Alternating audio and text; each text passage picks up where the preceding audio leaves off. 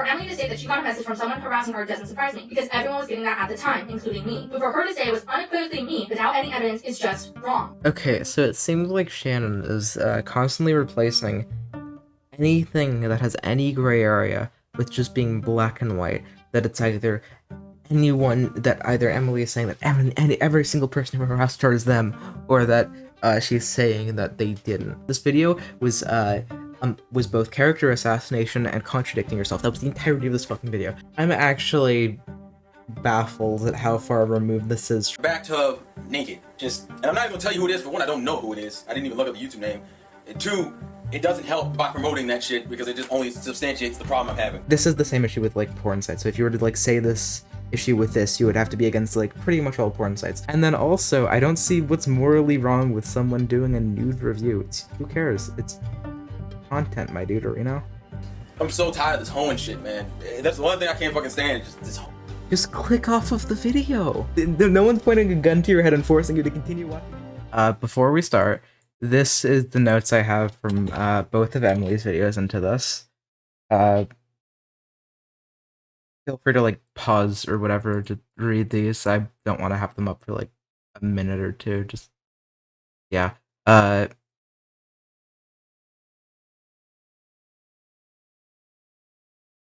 Okay.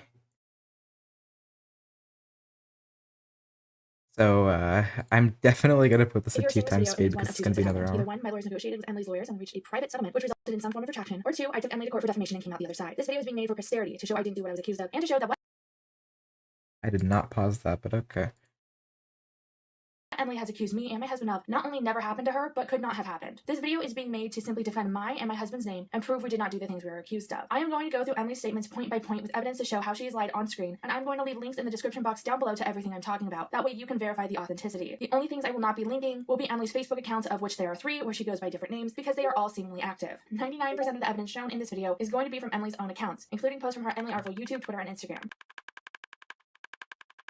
All of these are publicly accessible, all of these were found after she made these false claims, and all of these accounts link directly back to Emily and no one else. These accounts do affirm parts of her story, but they completely debunk and disprove others. I will show them in their entirety so you can draw your own conclusions. I will also be including archival links, seeing as Emily herself has stated she has deleted all her evidence involving this. Emily's narrative that I stalked her is in part made, I believe, so that when I show proof of her lies from her own accounts, she What? She didn't say that she deleted all of the evidence? She literally has it posted in a Twitter thread.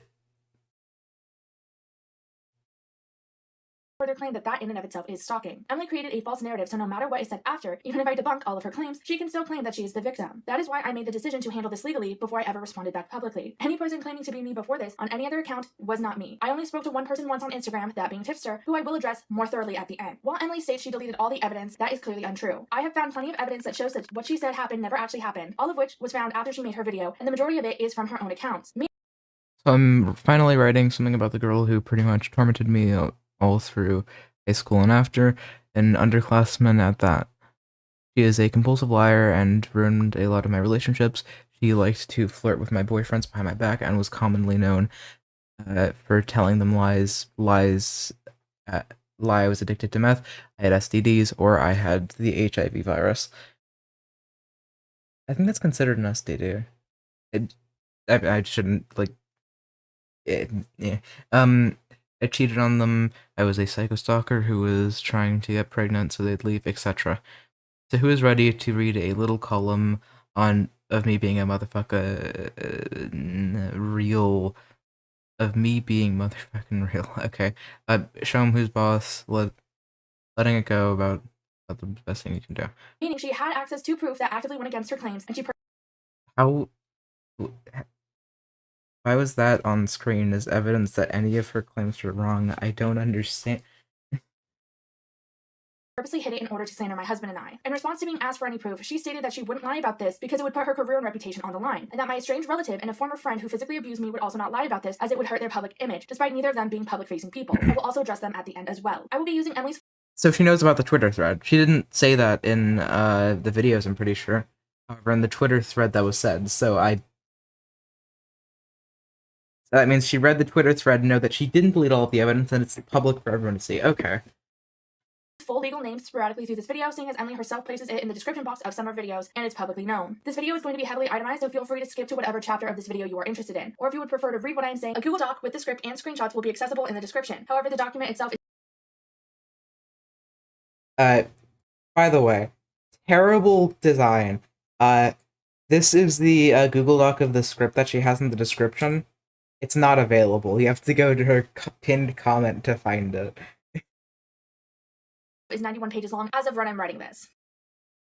Before I go any further, I want to quickly take the time to point out how Emily talked about her relationship with Anthony on her YouTube channel prior to making this video. In her My Ex-Girlfriend Destroyed My Art video, Emily states that she has only had 2 bad relationships in her entire life, that being with a mutual friend named Sean, who she stated cheated on her, and the 13-year-old she dated when she was 17. She goes on to say this about all of her other relationships. Now, I don't know if you guys are getting sick of me talking about my exes. I've done a few videos about my love life in general, but now that I kind of think back at it, most of my exes were awesome and cool, and I'm still friends with them, or at the very least, cordial. Now, only 2 of my exes are just completely unbearable. I have no desire to ever get in contact with them ever again, and I have had about 7 relationships of substance in my entire life. The first ex She is probably flashing all of the evidence she'll use later in the video. I'm just very curious what that evidence is going to be for.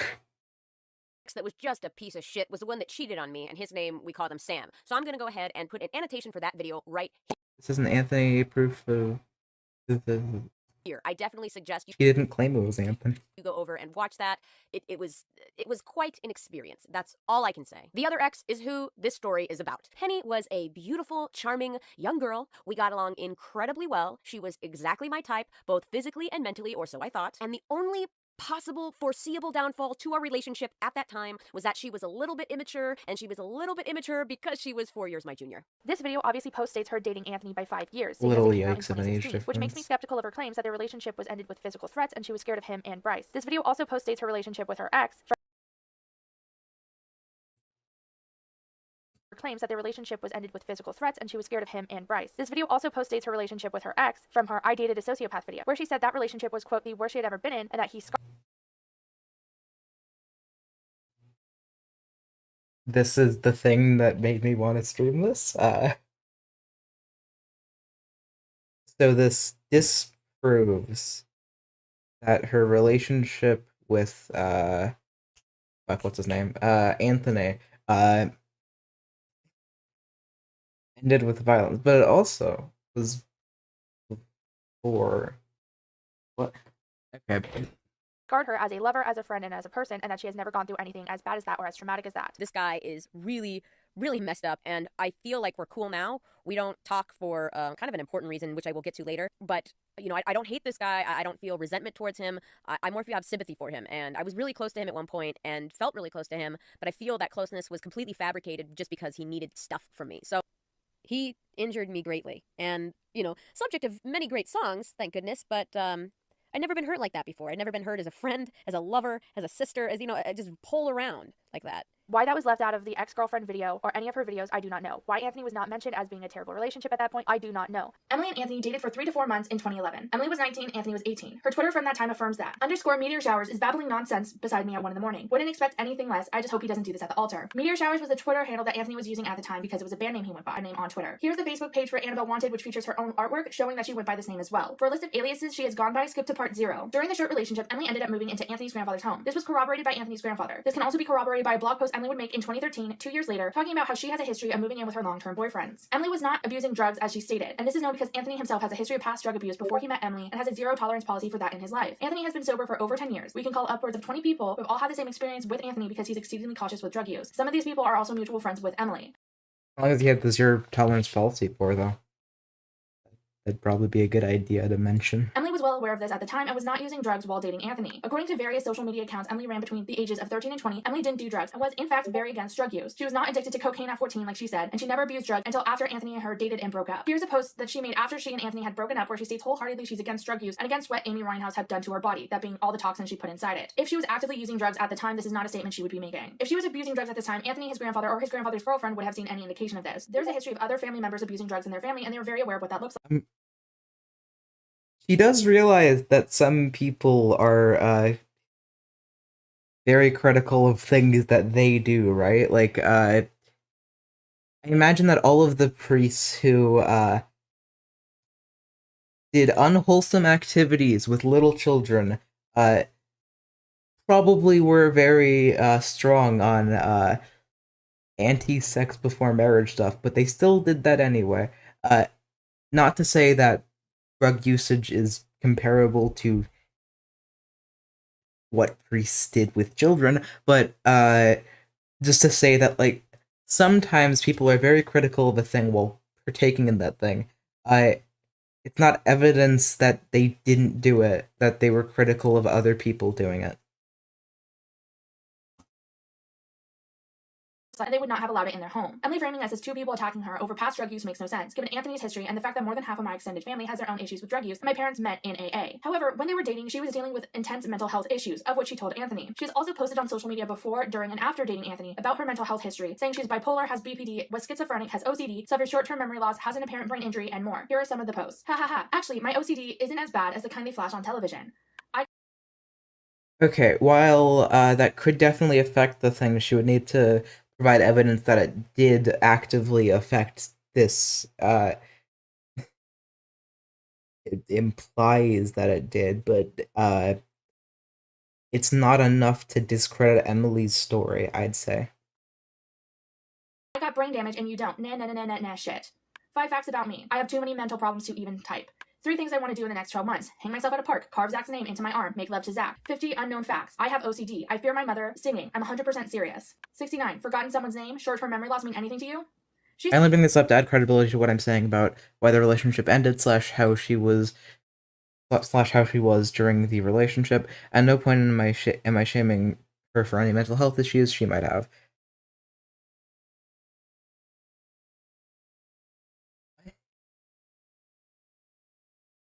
Sorry. I'm gonna go back to before she did this to you. With drug use, and my parents met in AA. However, when they were dating, she was dealing with intense mental health issues, of which she told Anthony. She has also posted on social media before, during, and after dating Anthony about her mental health history, saying she's bipolar, has BPD, was schizophrenic, has OCD, suffers short-term memory loss, has an apparent brain injury, and more. Here are some of the posts. Ha ha ha. Actually, my OCD isn't as bad as the kind they flash on television. Okay, I might be misremembering, but I'm pretty sure that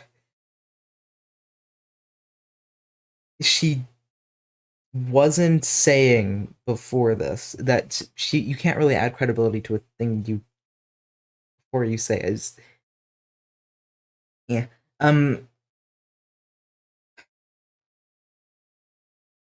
Sorry, I am brain no worky, so probably was a bad idea to start watching this after watching the other things, but it's fine. Add credibility to what I'm saying about why the relationship ended. So she didn't indicate before this that the relationship ended due to mental health issues, and even then, well, I get this is the part on the relationship. I'm pretty sure she admitted some wrongdoing in the relationship. That first of all, she didn't. Actually, I don't think I would have written it down in the notes, but I can check.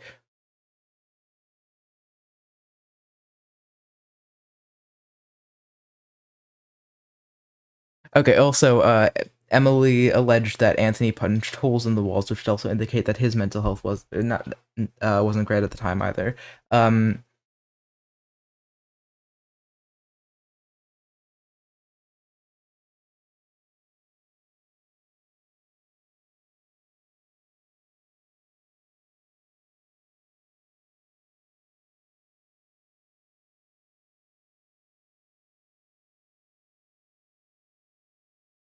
Okay, I don't think I put it in the notes. I'm pretty sure. Once again, could be misremembering. Oh, Dogo was out of bed. She now explore. I'm pretty sure that she seemed to take responsibility for some wrongdoing in the relationship. That she didn't break up with Anthony when this behavior started. That it had like it had a cycle of them going out and into the relationship again through working professionally with each other, how they began to start which is why she sang in his songs. It isn't like a really important part of her claims that if you were to disprove anything with the relationship, though it would cast doubt on the rest of the things. It feels a little dishonest. I'm gonna be honest too. Oh god, that rhymed. Um to be bringing all of this up while not bringing up that allegedly Anthony had similar problem. I think she called their relationship a toxic dependency. Yeah, I'm pretty sure she did. Yeah, bad for both of them. So she wasn't like defending herself in the relationship. Well, she was definitely the victim of that.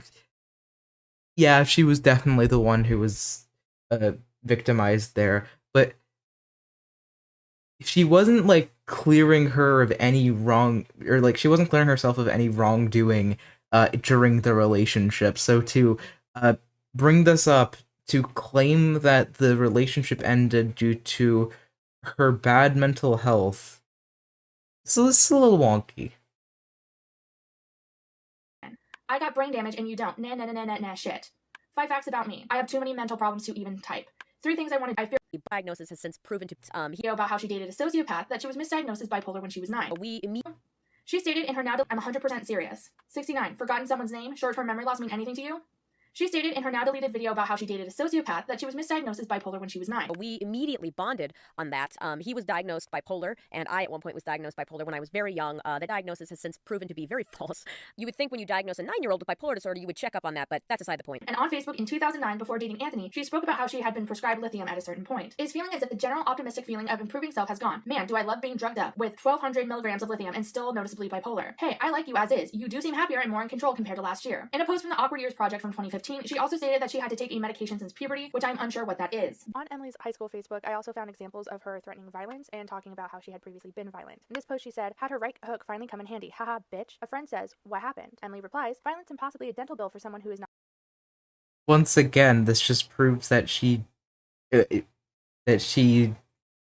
said violent things in the past that doesn't directly relate to their relationship, unless Shannon's going to actually elaborate on this point beyond just reading things out. Not me. Also, LOL. However, she then posts this on December 7th, 2009. Emily has found out negative referrals in high school heavily reflect on colleges everywhere and feels foolish for not thinking of this before. So basically, I'm fucked for college right now. She follows it up with this comment, as in, put on your record and if enough accumulated to the local police files, meaning that she had assaulted enough people that it might have been put on police record. During this time when she was living with Anthony, Emily's behavior would cause Anthony and his grandfather to hide the knives in the home for their own safety. She would throw tantrums calling Anthony. So is this just meant to be like a...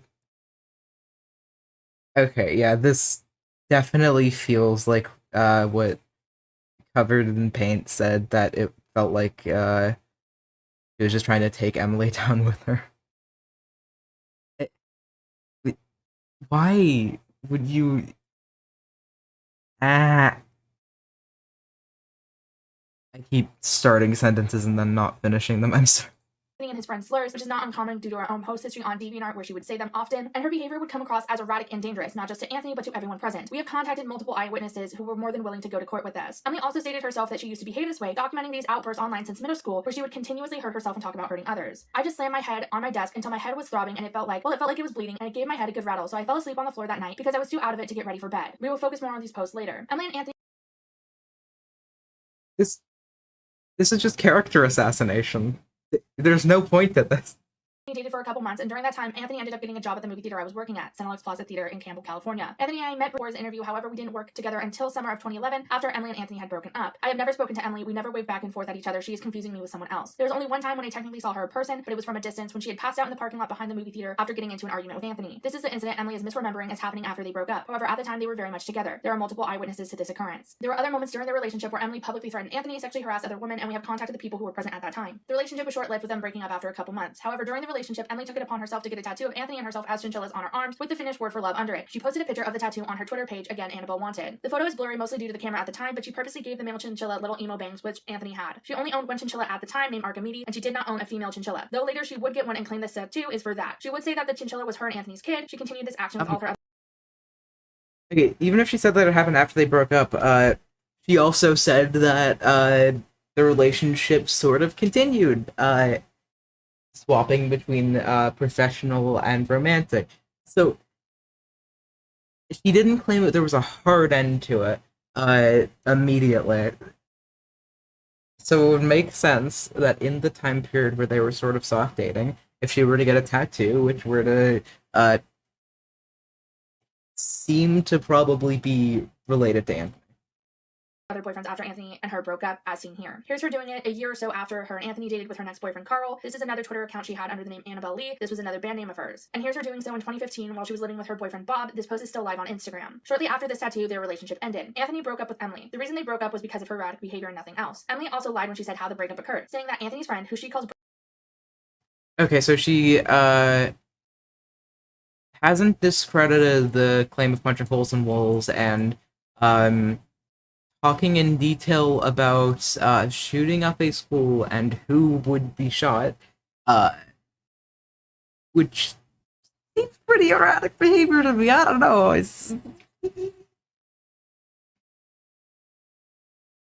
To like entirely blame that on Emily is a little wonky, given that. Brandon, whose real name is Bryce, told her that she was a worthless whore who he was going to curb, stomp, and kill. This never happened. Instead, Anthony broke up with Emily himself twice. However, Emily wouldn't listen to him and kept coming to his home, kept showing up at his friend Bryce's house, and would try to go places Anthony was going to be, including once to his work where she had to be escorted out. Wait, but after they broke up, she was in a song by him, right? Wait, no. Yay. No. Wait, what the fuck? Oh. Guess it restarted again. Fuck.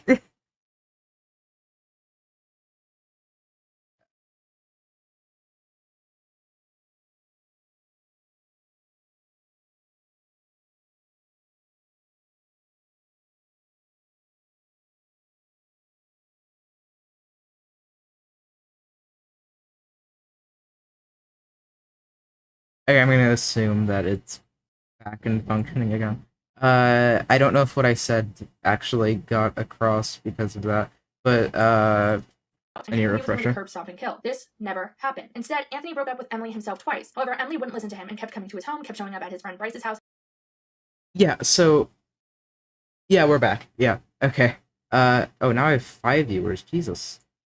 What a fucking boost. So, if he broke off things with her and didn't want to keep in communication with her, as Shannon didn't explicitly say here, but is clearly implying, then why would they keep in contact? And why would he try to feature her in songs afterwards? Once again, I don't know whether or not she was actually in the songs. I'd have to rewatch the videos or like actually do some research about it myself.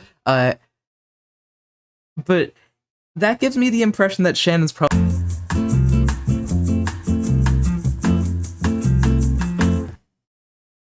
Wait, what the fuck? Oh.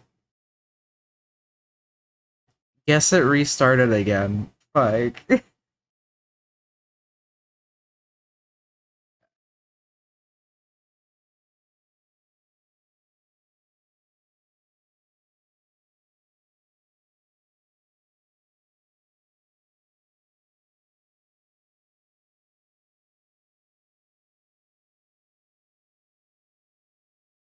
Okay, I'm gonna assume that it's back and functioning again. I don't know if what I said actually got across because of that, but I need a refresher. Curb, stomp, and kill. This never happened. Instead, Anthony broke up with Emily himself twice. However, Emily wouldn't listen to him and kept coming to his home, kept showing up at his friend Bryce's house. Yeah, so yeah, we're back. Yeah. Okay. Oh, now I have 5 viewers. Jesus. What a fucking boost. So, if he broke off things with her and didn't want to keep in communication with her, as Shannon didn't explicitly say here, but is clearly implying, then why would they keep in contact? And why would he try to feature her in songs afterwards? Once again, I don't know whether or not she was actually in the songs. I'd have to rewatch the videos or like actually do some research about it myself. But that gives me the impression that Shannon's probably being more than a little dishonest here. I have spent the last week. Wait, should I've also watched this before. I'm like recognizing these things I've seen like years ago. Moving cross country with my dad, 3 dogs, and my fiance, Mr. Artful. It has been incredibly stressful, so I really haven't had a ton of time to film a video for you guys. We can also see that she does move back in with her father from her Instagram because her room in her father's home has bright pink walls and the rest of the house has a kind of muted wallpaper. In July, she started dating someone who appeared on her Instagram in a photo with her dogs. We will call this man Bob for the majority of this video. If her story about being forced into camming is true, this would be the man who did it, because she actually started to do camming while living with this man and his mother. However, I will prove this story also is untrue. On the Sugar Fruit channel, Emily ended up doing a couple of controversial things, like posting an anime review naked in a bathtub. Emily states now in 2021 that she was high on heroin when she did this, but as established, that cannot be true. The video of her in a bathtub caused a lot of anger in the community because the YouTube anime community is filled with mostly men who saw Emily doing that as a cheap way to get subscribers and attention. I had a YouTube channel before. I don't know if you guys knew this. I did anime reviews, and the community was just very aggressive and mean and stalkery, and it wasn't a great community. I was able to find this video from April 2013 that confirms what happened. This video has her full legal name in the tags, as well as notes that she did in fact do a nude review, and also notes how the members of the community were behaving inappropriately at the time, confirming that I'm actually baffled at how far removed this is from anything that's actually like directly related to the entire thing that this video is supposed to be about. So other houses can't have pink walls.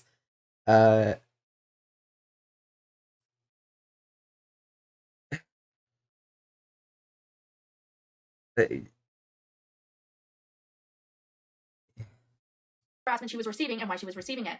What up, YouTube? G4 Leader here once again, back with another late night video for you guys. And tonight's topic will be females in the anime community, you know, and how the These fucking voids in the anime community.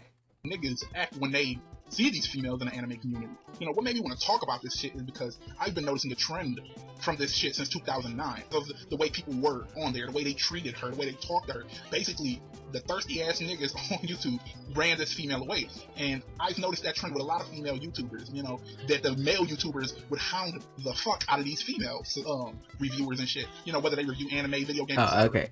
Yeah, I falsely assumed this dude was gonna be doing a little bit of harassment defending. So I apologize, G4 Leader 46. You know, and I feel like, why? You know, I feel like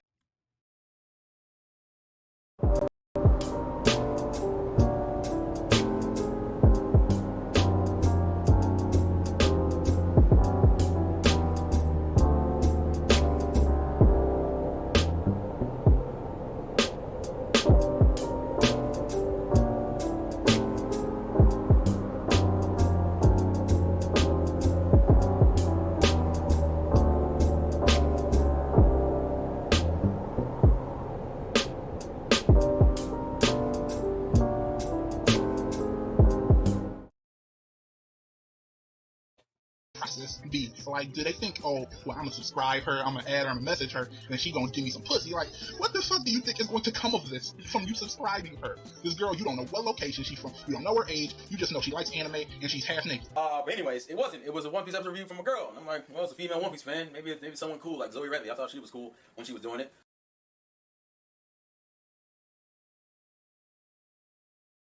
Wait, she didn't say that was the only harassment she was getting at the time. I'm pretty sure she explicitly said the opposite. This doesn't work to prove Shannon's point at all. Click the video and the bitch is. Sorry, I just read the thing at the top. I should probably actually read it out. I found more clips confirming the harassment Emily was receiving, not from working with Anthony, but from her YouTube channel. Yeah, she didn't claim that it was exclusively from Anthony that she was getting all harassment. She said that harassment was coming from Anthony, but she didn't say that it was only from him. Bathtub naked. And I'm not even gonna tell you who it is. For one, I don't know who it is. I didn't even look up the YouTube name. And two, it doesn't help by promoting that shit because it just only substantiates the problem I'm having. Wow. Wait. Okay. Why is it a problem? I assume the video was either deleted by YouTuber, age restricted, or was deleted by herself. I'm going to assume it was age restricted at least. That might be a bad assumption, but yeah. What's the issue with that? I don't understand. If it's age restricted, that means that anyone. This is the same issue with like porn sites. So if you were to like say this issue with this, you would have to be against like pretty much all porn sites. because there's no way to actually verify that someone's 18 or not. But if they set their account to being 18, then it's probably less bad if they were to see this. Like they're not gonna they're not gonna like not have been at fault at all if they were to see this and they didn't want to and they were under 18. And then also, I don't see what's morally wrong with someone doing a nude review. Who cares? It's content, my dude, you know? Sex work is work. What the fuck is up with this hoeing shit? Like, I'm like, it's literally, I saw the girl and I watched the full video of her in the bathtub doing a One Piece episode review, and it was a legitimate review. And I'm just sitting there going, why are you in the tub? And it's like, this is what you get when I don't like an episode. I'm like, so I get to see you naked in the tub because you don't like an episode. I'm so tired of this hoeing shit, man. That's the one thing I can't fucking stand. Just this Just click off of the video. If you're mad that she's reviewing it while naked in the bed, just click off the video. What? No one's pointing a gun to your head and forcing you to continue watching. Just click off the video, go outside, touch grass, realize it's fine. There's nothing wrong with this. And then go on with your day.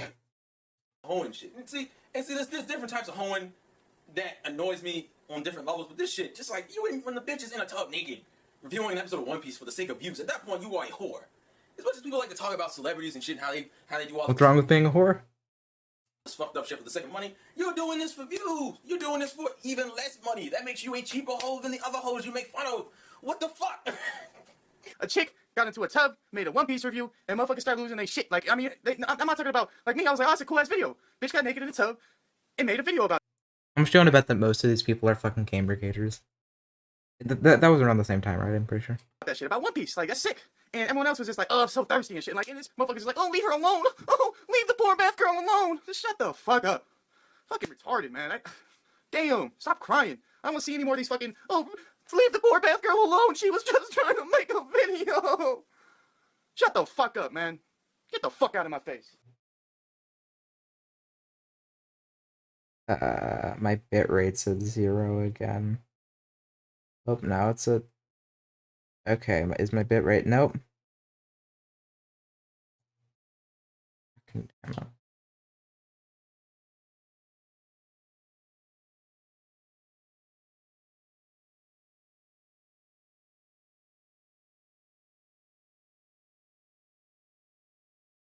It's not my internet, we know. Oh. Seems like it's improving, possibly. It's now green. Are we back? Is the great question. I'm gonna wait and see if the buffering stops on the Twitch stream.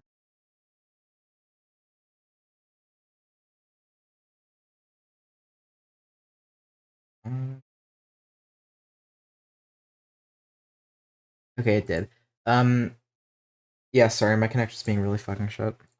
An anime reviewer flipped out today, did a review butt naked in the tub holding the breast of One Piece episode 593. It was crazy. It was crazy. Now the thing about this is, like, we gotta be serious. The girl was desperate. Let's keep it real. She got desperate. She said she had to make some moves. I left a comment on the video. I was being funny, cracking jokes with them. She says this was all a ploy. She says it right there on the video. So if she would have said that like private message, I wouldn't even said that. What's wrong with people showing nudes to get views and money? This just is this is coming from an assumption that's, in my opinion, wrong. That like something's wrong with being a sex worker or a prostitute or whatever the fuck you want to call it. And why is this so long? This is, I think everyone who's watching this gets the point so far. You know what I'm saying? But she said that publicly. It's a ploy so she can get views and whatnot. And guess what? It's going to work. Let's be real. Somebody butt naked in the tub, a female, is going to work. She's getting views. Not really going about it in the right way though. But like, it's just. Why is it not the right way? They let bathtub go in there, man. Ooh. Yeah, they let bathtub girl in there. Like, what's her name? Sugar fruit. Sugar fruit. Yeah, sugar fruits and some shit. Rude girls, peng. But they let Call it sugar tits.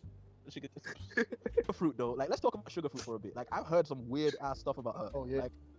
Like, I mean, I really don't like stepping on people's past or anything, especially when their past is a bit like, you know, dodgy. But I've heard stuff like she's been involved with certain kinds of narcotics. She has like a hero say kind of job choice at the moment. If you get what I mean.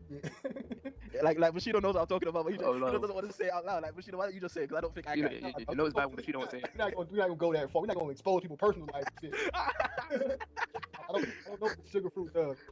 Bushido, you know what I'm talking about, but you don't Seems even like I'm all like if it's alone that, is that again. weird or is that bad that Bushido doesn't want to talk about it? I guess we might as well step off. Yeah, Like if the king of everything that's horrible doesn't want to talk about it, that just shows it's kind of that, you It know. makes me thirsty though. Oh. I mean, she does. I tried showing these guys help Shannon. It doesn't at all.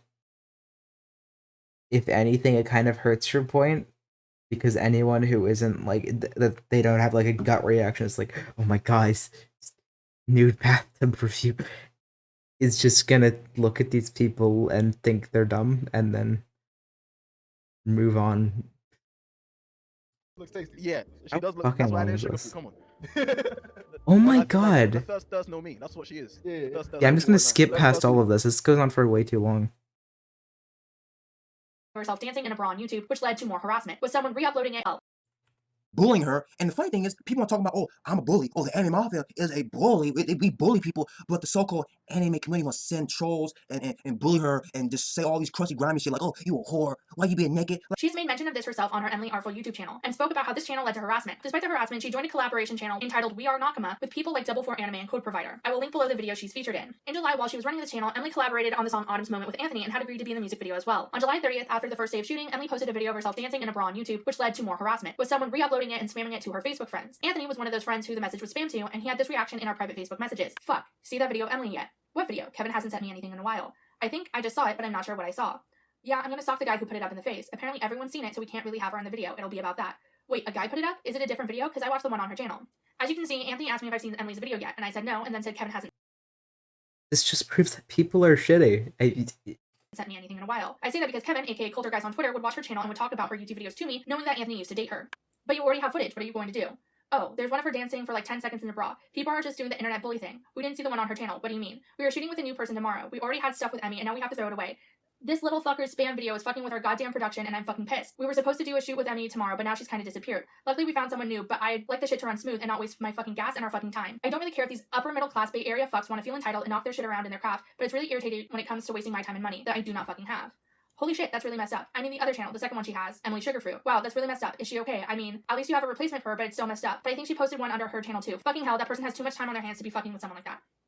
Because of the harassment, Anthony and Bryce had to completely scrap a day's worth of filming and had to find another person to fill in the role. The person that Anthony replaced Emily with is another frequent collaborator and someone who has had a close relationship with Anthony. This person never received any harassment, and they will attest and confirm that, which would not be the case if the harassment came from me and was out of romantic jealousy. Here's proof that Emily was replaced in said video. Anthony was not pissed with Emily and was more Wait.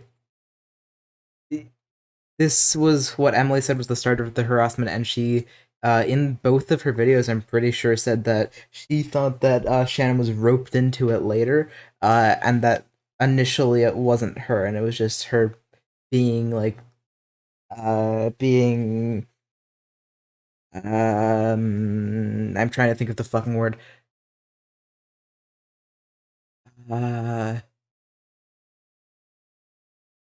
Misled, I guess, about like Emily. So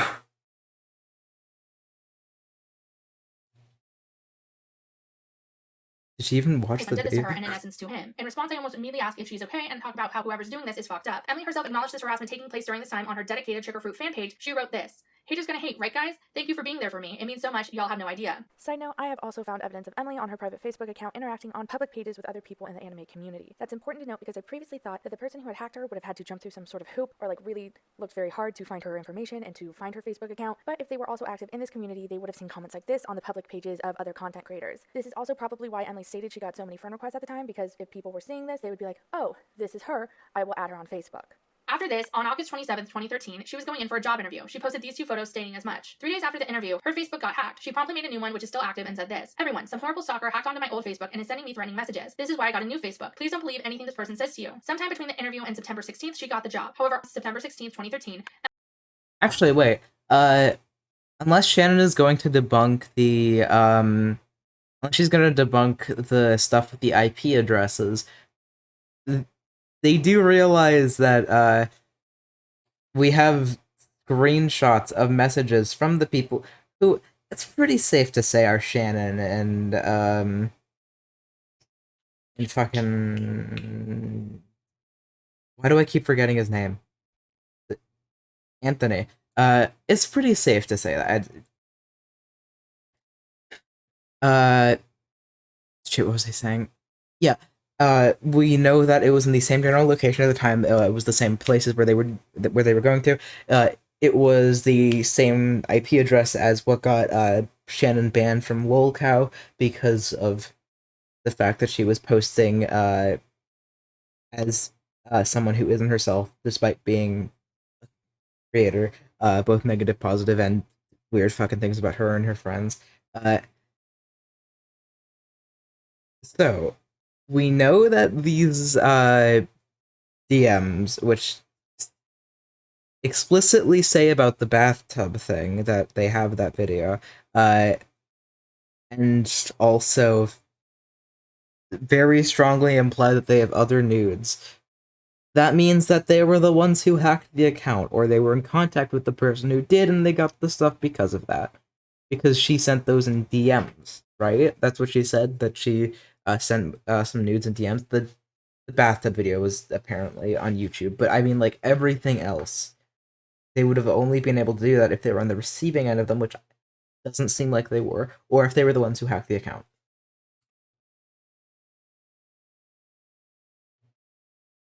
What did I just do? It's fine. Everything is fine. Emily did this photo on Instagram with a caption, "That's not a blemish on my Cupid's bow, it's a blot of lipstick. My cyberbully cost me my job, so now what do? I put on my lipstick and take pictures between massive stomach aches and tears. Hashtag lip, hashtag NYX. While she makes no mention as to what happened, we can assume that her job found out about YouTube and let her go. Emily stated in her video against me that someone posed as a client and sent an inappropriate video of her camming to her boss, but because she didn't start camming until 2014, a year after, we know that can't be true. With this coming so close after her Facebook was hacked, it is very possible that someone who disliked her YouTube channel that was publicly harassing her was behind this." Emily also stated that when she was hacked on Facebook, the person took photos of her from when she was a minor and put them on a photo bucket along with photos of her from when she was camming. This cannot be possible because she was hacked and fired in 2013, as shown in these screenshots, and didn't start camming until a full year later. This is why I believe she didn't show any of the evidence that she has, because the timeline never... Wait, you just disproved yourself. You literally were just saying that someone sent a video, or that she was probably banned because someone sent a video of her camming to her boss, and that's what got her fired. And now you're saying that she didn't start camming until after she was fired from the job. Shannon, this is incoherent. story doesn't make sense and negates our involvement. Emily said in her slanderous video that this firing led to her being homeless after leaving her abusive boyfriend who was forcing her to do cam work, which again, could not have happened. They got me fired from my fucking job, and I actually ended up homeless for a period of time. So anytime Shannon talks about being homeless and having to live in her car, she did that to me. Meaning she was never actually homeless. We can further prove she wasn't homeless based on Emily's own Instagram and the progression of photos she placed on them. She was fired on September 16th, 2013, according to her Instagram. Then, 9 days later, on September 25th, 2013, she posted her last photo at her father's home. We can tell that because of the pink wall in the background. The photo was captioned, "Love the way the stylistic styled my hair. It stayed this way even when I got home." So losing her job didn't impact... Only one house on Earth has pink walls. We have now learned this. Thank you, Shannon, for giving us such vital information. I'm sure this will very much help in identifying anything in the future involving pink walls as being in the father's house.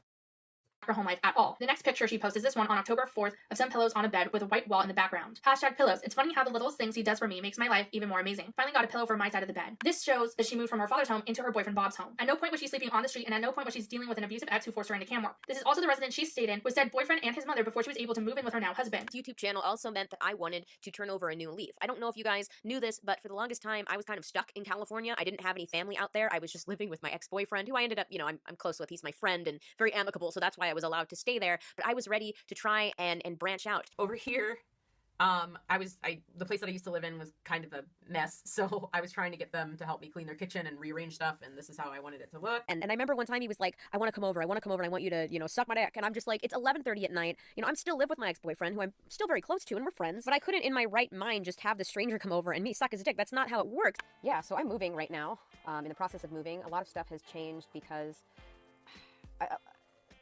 I'm not happy where I am right now. I don't really want to go into too much detail about my living situation right now, just because it's private. It's something that I don't think, even if I could explain it, that would make much sense. But the point is, I'm in a place right now where I am very unhappy. A lot of the environment is very out of my control, and that's very hard for me, especially when the environment is incredibly messy. The people here are very kind and great, and I very much appreciate them, and they're you know, everything they've done for me, but it's very overwhelming to be here, and I really would rather just be in Omaha. I definitely have been feeling trapped a little bit while living here. Emily lied about being homeless and went further to say that Anthony and I weren't really homeless because we didn't live on the streets and have to, quote, rummage through the dumpsters the way she did. They got me fired from my fucking job, and I actually ended up homeless for a period of time. So anytime Shannon talks about being homeless and having to live in her car, she did that to me. Allegedly. Hi, future Emily here. So Shannon was never technically quote unquote homeless. I mean, she was without a home, but in the traditional sense. Yeah, I will not defend this. This was really dumb to bring up because whether or not she was homeless by choice doesn't change whether or not she did the harassment. And it just seems very yikesy to bring that up given the lack of anything it provides. So yeah, Emily was wrong here to bring that up. Even if you were to say it's because she's using it to claim sympathy points and that's why she brought that up, it wouldn't excuse what she did. It's unrelated to the thing, so I don't see how it would excuse what she did. It really read to me as just like a thing that was tacked on. God fucking damn it, Sadie. Okay, Sadie. It read to me as a thing that was tacked on and really didn't add anything and just served as kind of like a thing to make it.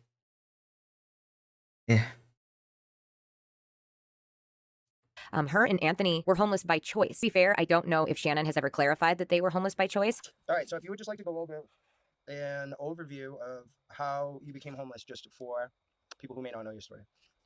Okay, so basically, when I became homeless, I genuinely thought it was going to be like a really short-term thing. I wasn't super. I wasn't the type of person who like looked up anything about it. I didn't like research. Oh, what do you do if you're in this situation? I just thought this was going to be my life for a couple months with my husband and his friend, and it was just going to be really quick and then it'd be over. But basically, what happened is I had been living at home with my parents, and I had been working at a storage facility, and that storage facility job is fucking dangerous. I don't know why. Well, I do know why it's so dangerous, but it's one of those things where I didn't think that it would be dangerous when I took it, and I ended up being assaulted at work. And due to that, and the fact that my boss genuinely cared more about like, well, I know that man assaulted you, but he pays a lot of money to rent here, so we're just not going to evict him. Due to my boss saying that, I quit. And after I quit, my parents kind of looked at me and they said, "You don't have a job. You're not going to school. You need to figure your life out." So they basically pushed me out of the nest, and they just told me I needed to move out. And at that point, my boyfriend and I had been talking already about leaving San Jose because it was pretty much unlivable to anyone who doesn't earn like $5K a month. And so we decided that we were going to leave that situation because he was also in a bad situation where he was living.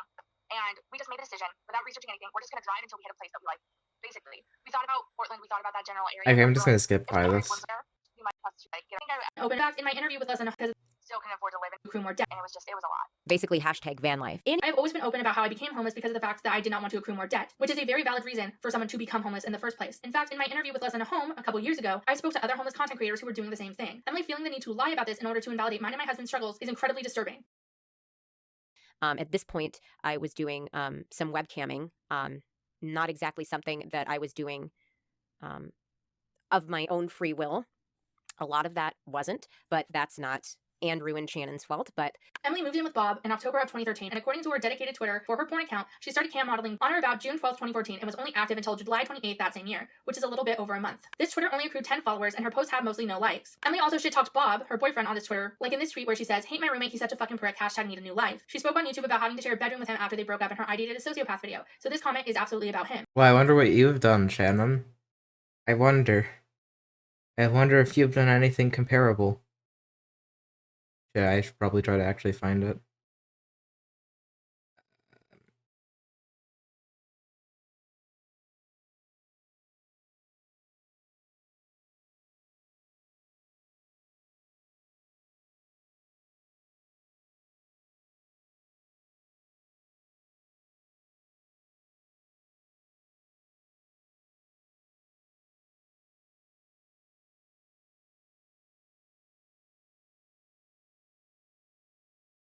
Okay, yeah, sure. I think that this serves as evidence for that. It's whatever.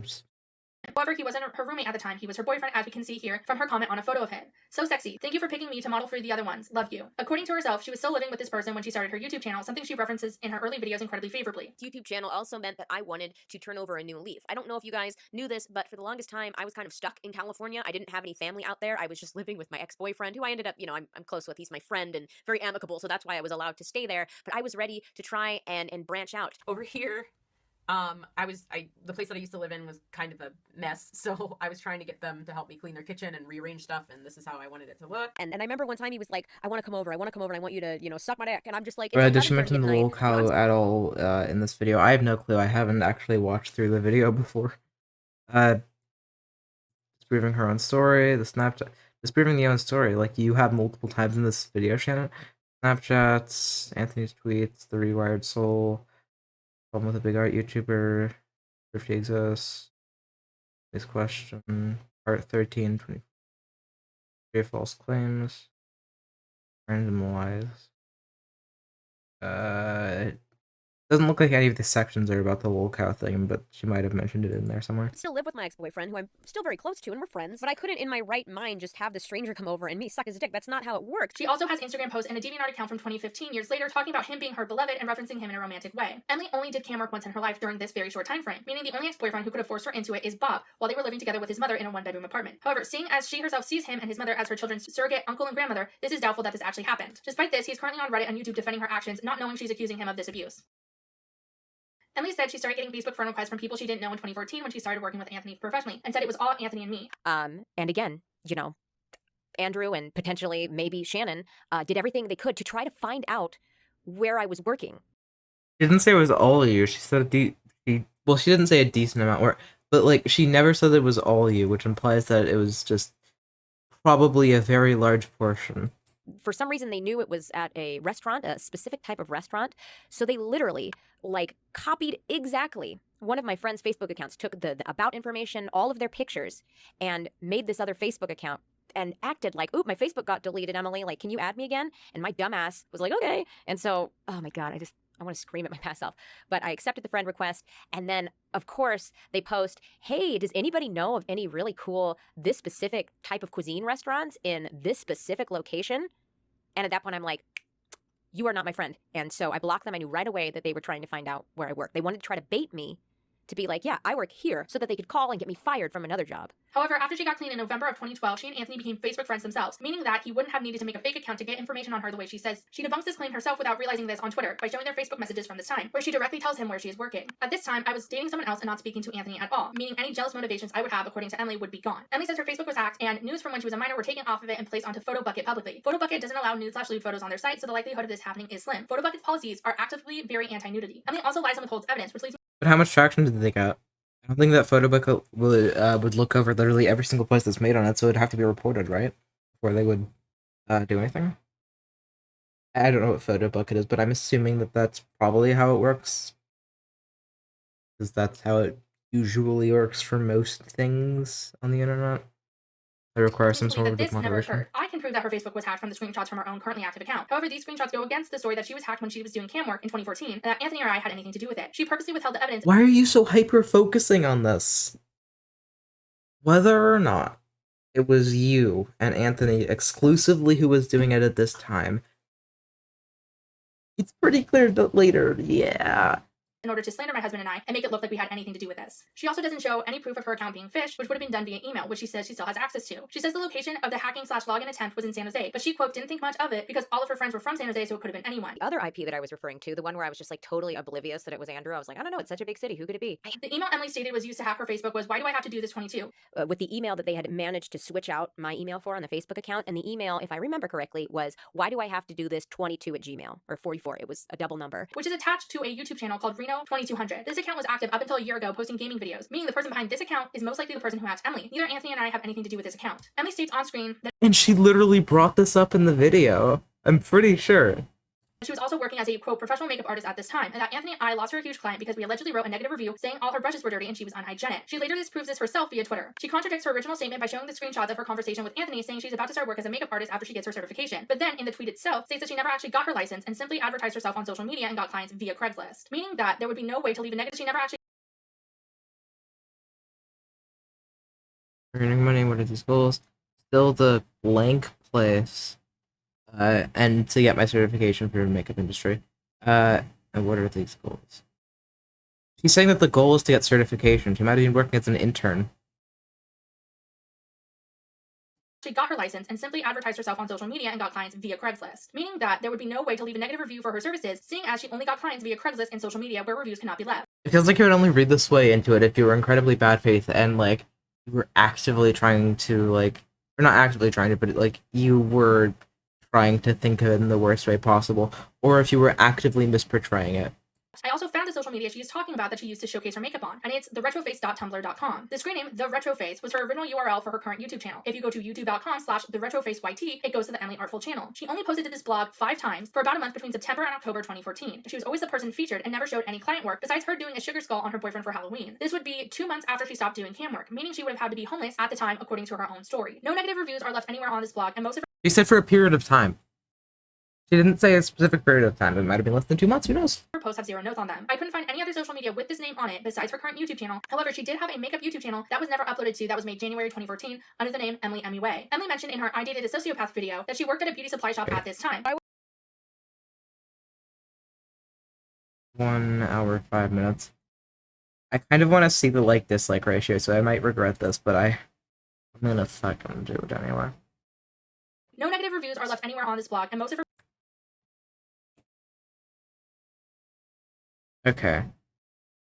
Oh wait, yeah, 17k dislikes to 992 likes. that she worked at a beauty supply shop at this time. I worked at a salon that was adjacent to this fancy bar where he worked, and every so often me and my boss, she would come pick me up from work and we would go next door to this bar and drink. Now, I don't know if y'all know this, but I currently live in the San Francisco Bay Area. This was a salon boutique store. We sold professional products to the public, so anyone could come in and buy professional product, like any kind of hair care. We have makeup and little goodies too, and then we had a salon in back.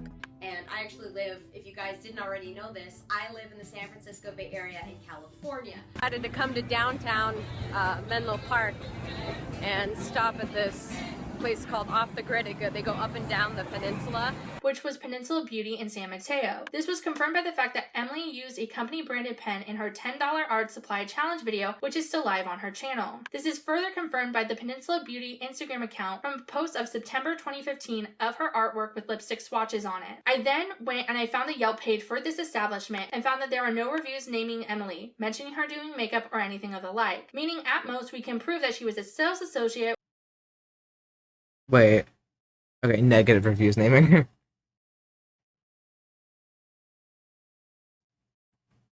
Establishment and found that there are no reviews naming Emily, mentioning her doing makeup or anything of the like, meaning at most we can prove that Young lady helping me. Her name was Emily. I told you the situation.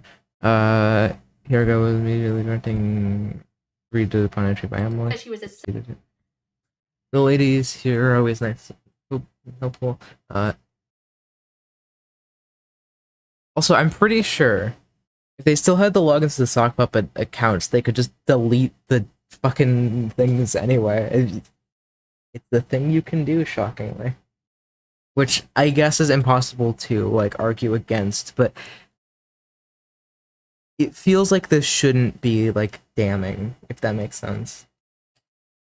associate working at a makeup store. But in order to further the point, I am going to go ahead and read those positive ones. So Shannon C. over 6 years ago said, "The ladies here are always nice and helpful. They always ask if you need help, even if you're running in to grab a nail polish. However, yesterday I did need help on some hair care questions. Shampoo, conditioner, hair mask. Had a super knowledgeable young lady helping me. Her name was Emily. I told her my situation. After the ombre bleach fad, my long brunette locks were totally fried, and I needed my hair to get back to life for a wedding coming up in August. She recommended a few products that she uses, since she had her hair bleached too. One of the products was a macadamia professional moisture mask. I decided to give it a try last night, and oh my god, I swear I woke up with new hair. It's amazing." She seems she works at a place because she has their pen. What?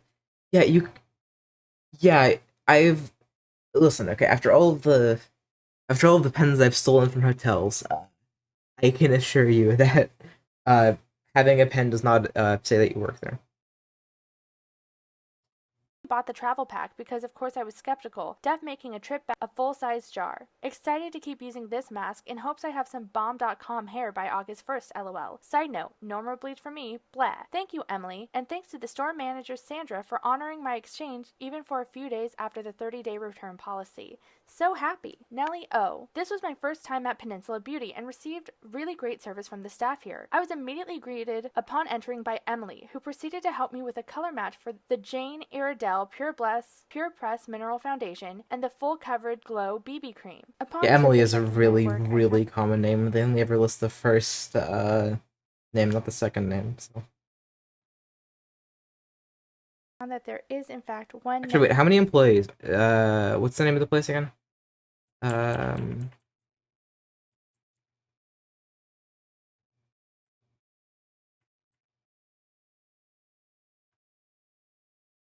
Peninsula Beauty. I know I misspelled beauty. I was just 500. Wait, not 500. 5,000 plus beauty products. Employees. An estimated 47 employees. How common of a name is Emily?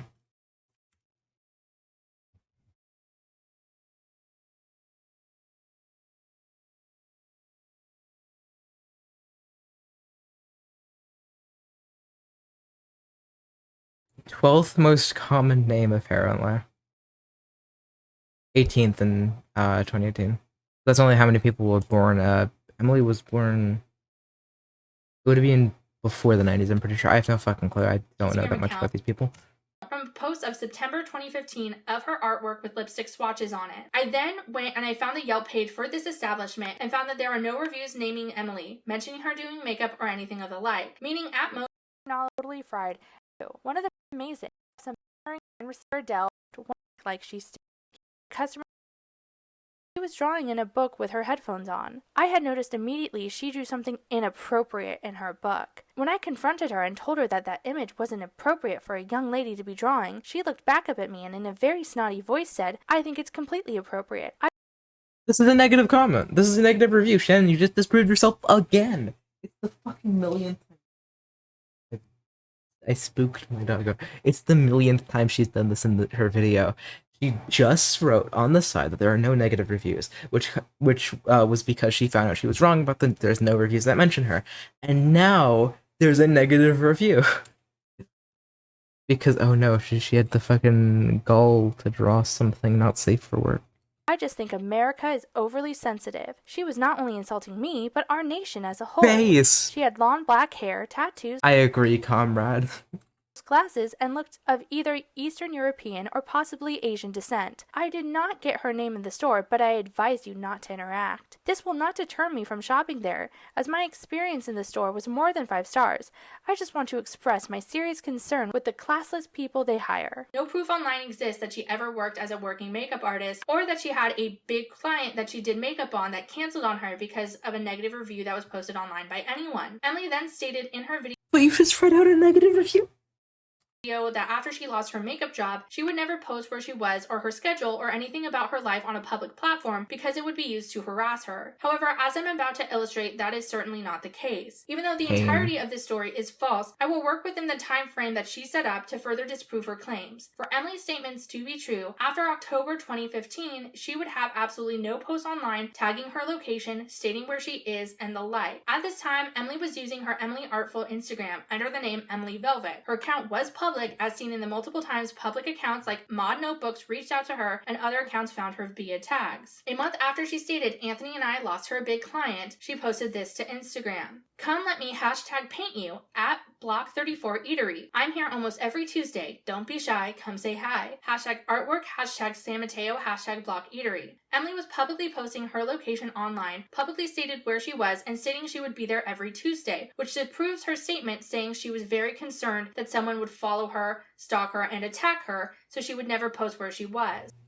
I don't know if she actually watched the fucking video, because this makes me feel like she probably did. Well, she almost certainly did, but like, it seems like she has to intentionally be portraying this in the worst way possible, what Emily said, and what was the case, was that this person randomly contacted her. She thought it was again. Anthony. She thought it was Anthony, and then he said he asked. Wait, no, this was a different thing. This was way before that, but like later on, when she was a lot more cautious about that, that was because of a case that she talks about in the thing where this person probably Anthony, probably Anthony. I need to get good at memorizing the name Anthony. Jesus Christ. This person contacted her, cryptically telling her that he was in the area, basically. And then when she was pretty fucking uncomfy at that, he like pushed harder on it and started making these weird r/I'm 14, and I think this is the fucking ass comments. It's shocking. Wow, this is so unreasonable to be scared about someone. Oh no, and then this person also posted photos nearby as like the way of communicating after a while. That's understandable to be creeped out by. It's possible that she might have remembered that and then thought back to this, because this was 2015, 6 years ago. Well, I mean, now 2015 was 7 years. Jesus fucking Christ, that's depressing. Oh my god. But this was 6 years ago, and so there was a thing more recently that involved that, so it's entirely possible that she just combined the two in her head, and that's what made that happen. That doesn't prove some intentional dishonesty on the part of Emily. Anthony also followed her on this account and they would interact regularly, most of which she deleted before making her video. She did, however, go back in her second video and admit they would talk a lot, not realizing it debunked her first statements. However, she did accidentally keep up one post where she drew Mario in March of 2016 with the caption, "Peter Ben Parker, I always think of you when I see Mario, heart." Peter Ben Parker was what Anthony went by on social media at the time. Here are some screenshots that show that. This interaction would have also had to have occurred after. Once again, disproving Shannon's earlier claim by once again bringing up that they had a relationship. Possibly not romantic, but they had a relationship after they broke up.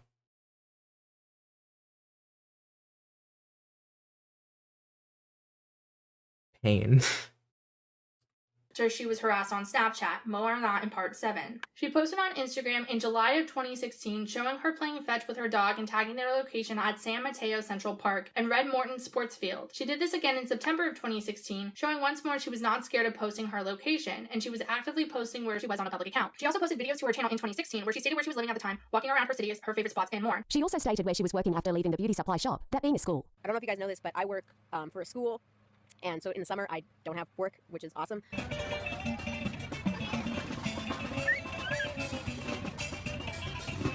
I had to come to downtown Menlo Park and stop at this place called Off the Grid. They go up and down the peninsula, and I'm gonna get something to eat on here. Wait, if she's working at a school, then that means that she's no longer working at Peninsula. You just once again fucking disproved yourself, Shannon.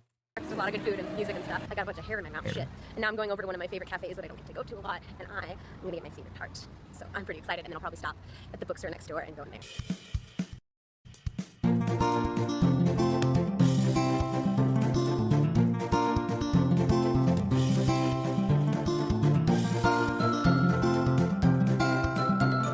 This is tarta! God, they're so beautiful. Look how fresh those berries are. Yummy. I is happy. Now, I don't know if y'all know this, but I currently live in the San Francisco Bay Area. She shows the fronts of multiple buildings inside various spots and says she goes there all the time. This goes against what she said she did in her original video. In other videos, like her I Dated a Sociopath video and her scariest customer. What does this have to do with being employed by Peninsula Beauty? This what? It's okay. It feels like She might have just started a point and then completely forgot where she was going with it, and then just continued going in whatever direction she suddenly changed to. From her every video, she talks about where she is working. She was never scared of being stalked or harassed, as all her social medias now show. Proof exists to show that she is lying. No proof exists to show what she said happened actually happened. I was 100% convinced that this person, Andrew or Shannon or whoever, was in my city. And then they say, I have prolonged fits of daydreaming at times. Just this really, and I know it may not seem scary to some people, but to me, this is so messed up. I 100% believe that this person was in my city looking for me so that they could kill me. Like I had mentioned before, Andrew and his friend Brandon discussed at length about going into their old high school and shooting it up. They also completely idolized Heath Ledger's Joker from The Dark Knight. They just thought he was like the This never happened. It would be great if you were to provide... Okay, I would just like to point out that Shannon has now cast the burden of proof upon herself because she made a positive claim that it didn't happen. If she were to say, she never proves this happened, then that would have not done that, but now she has to prove that it didn't happen. This is something that a lot of people really fuck up.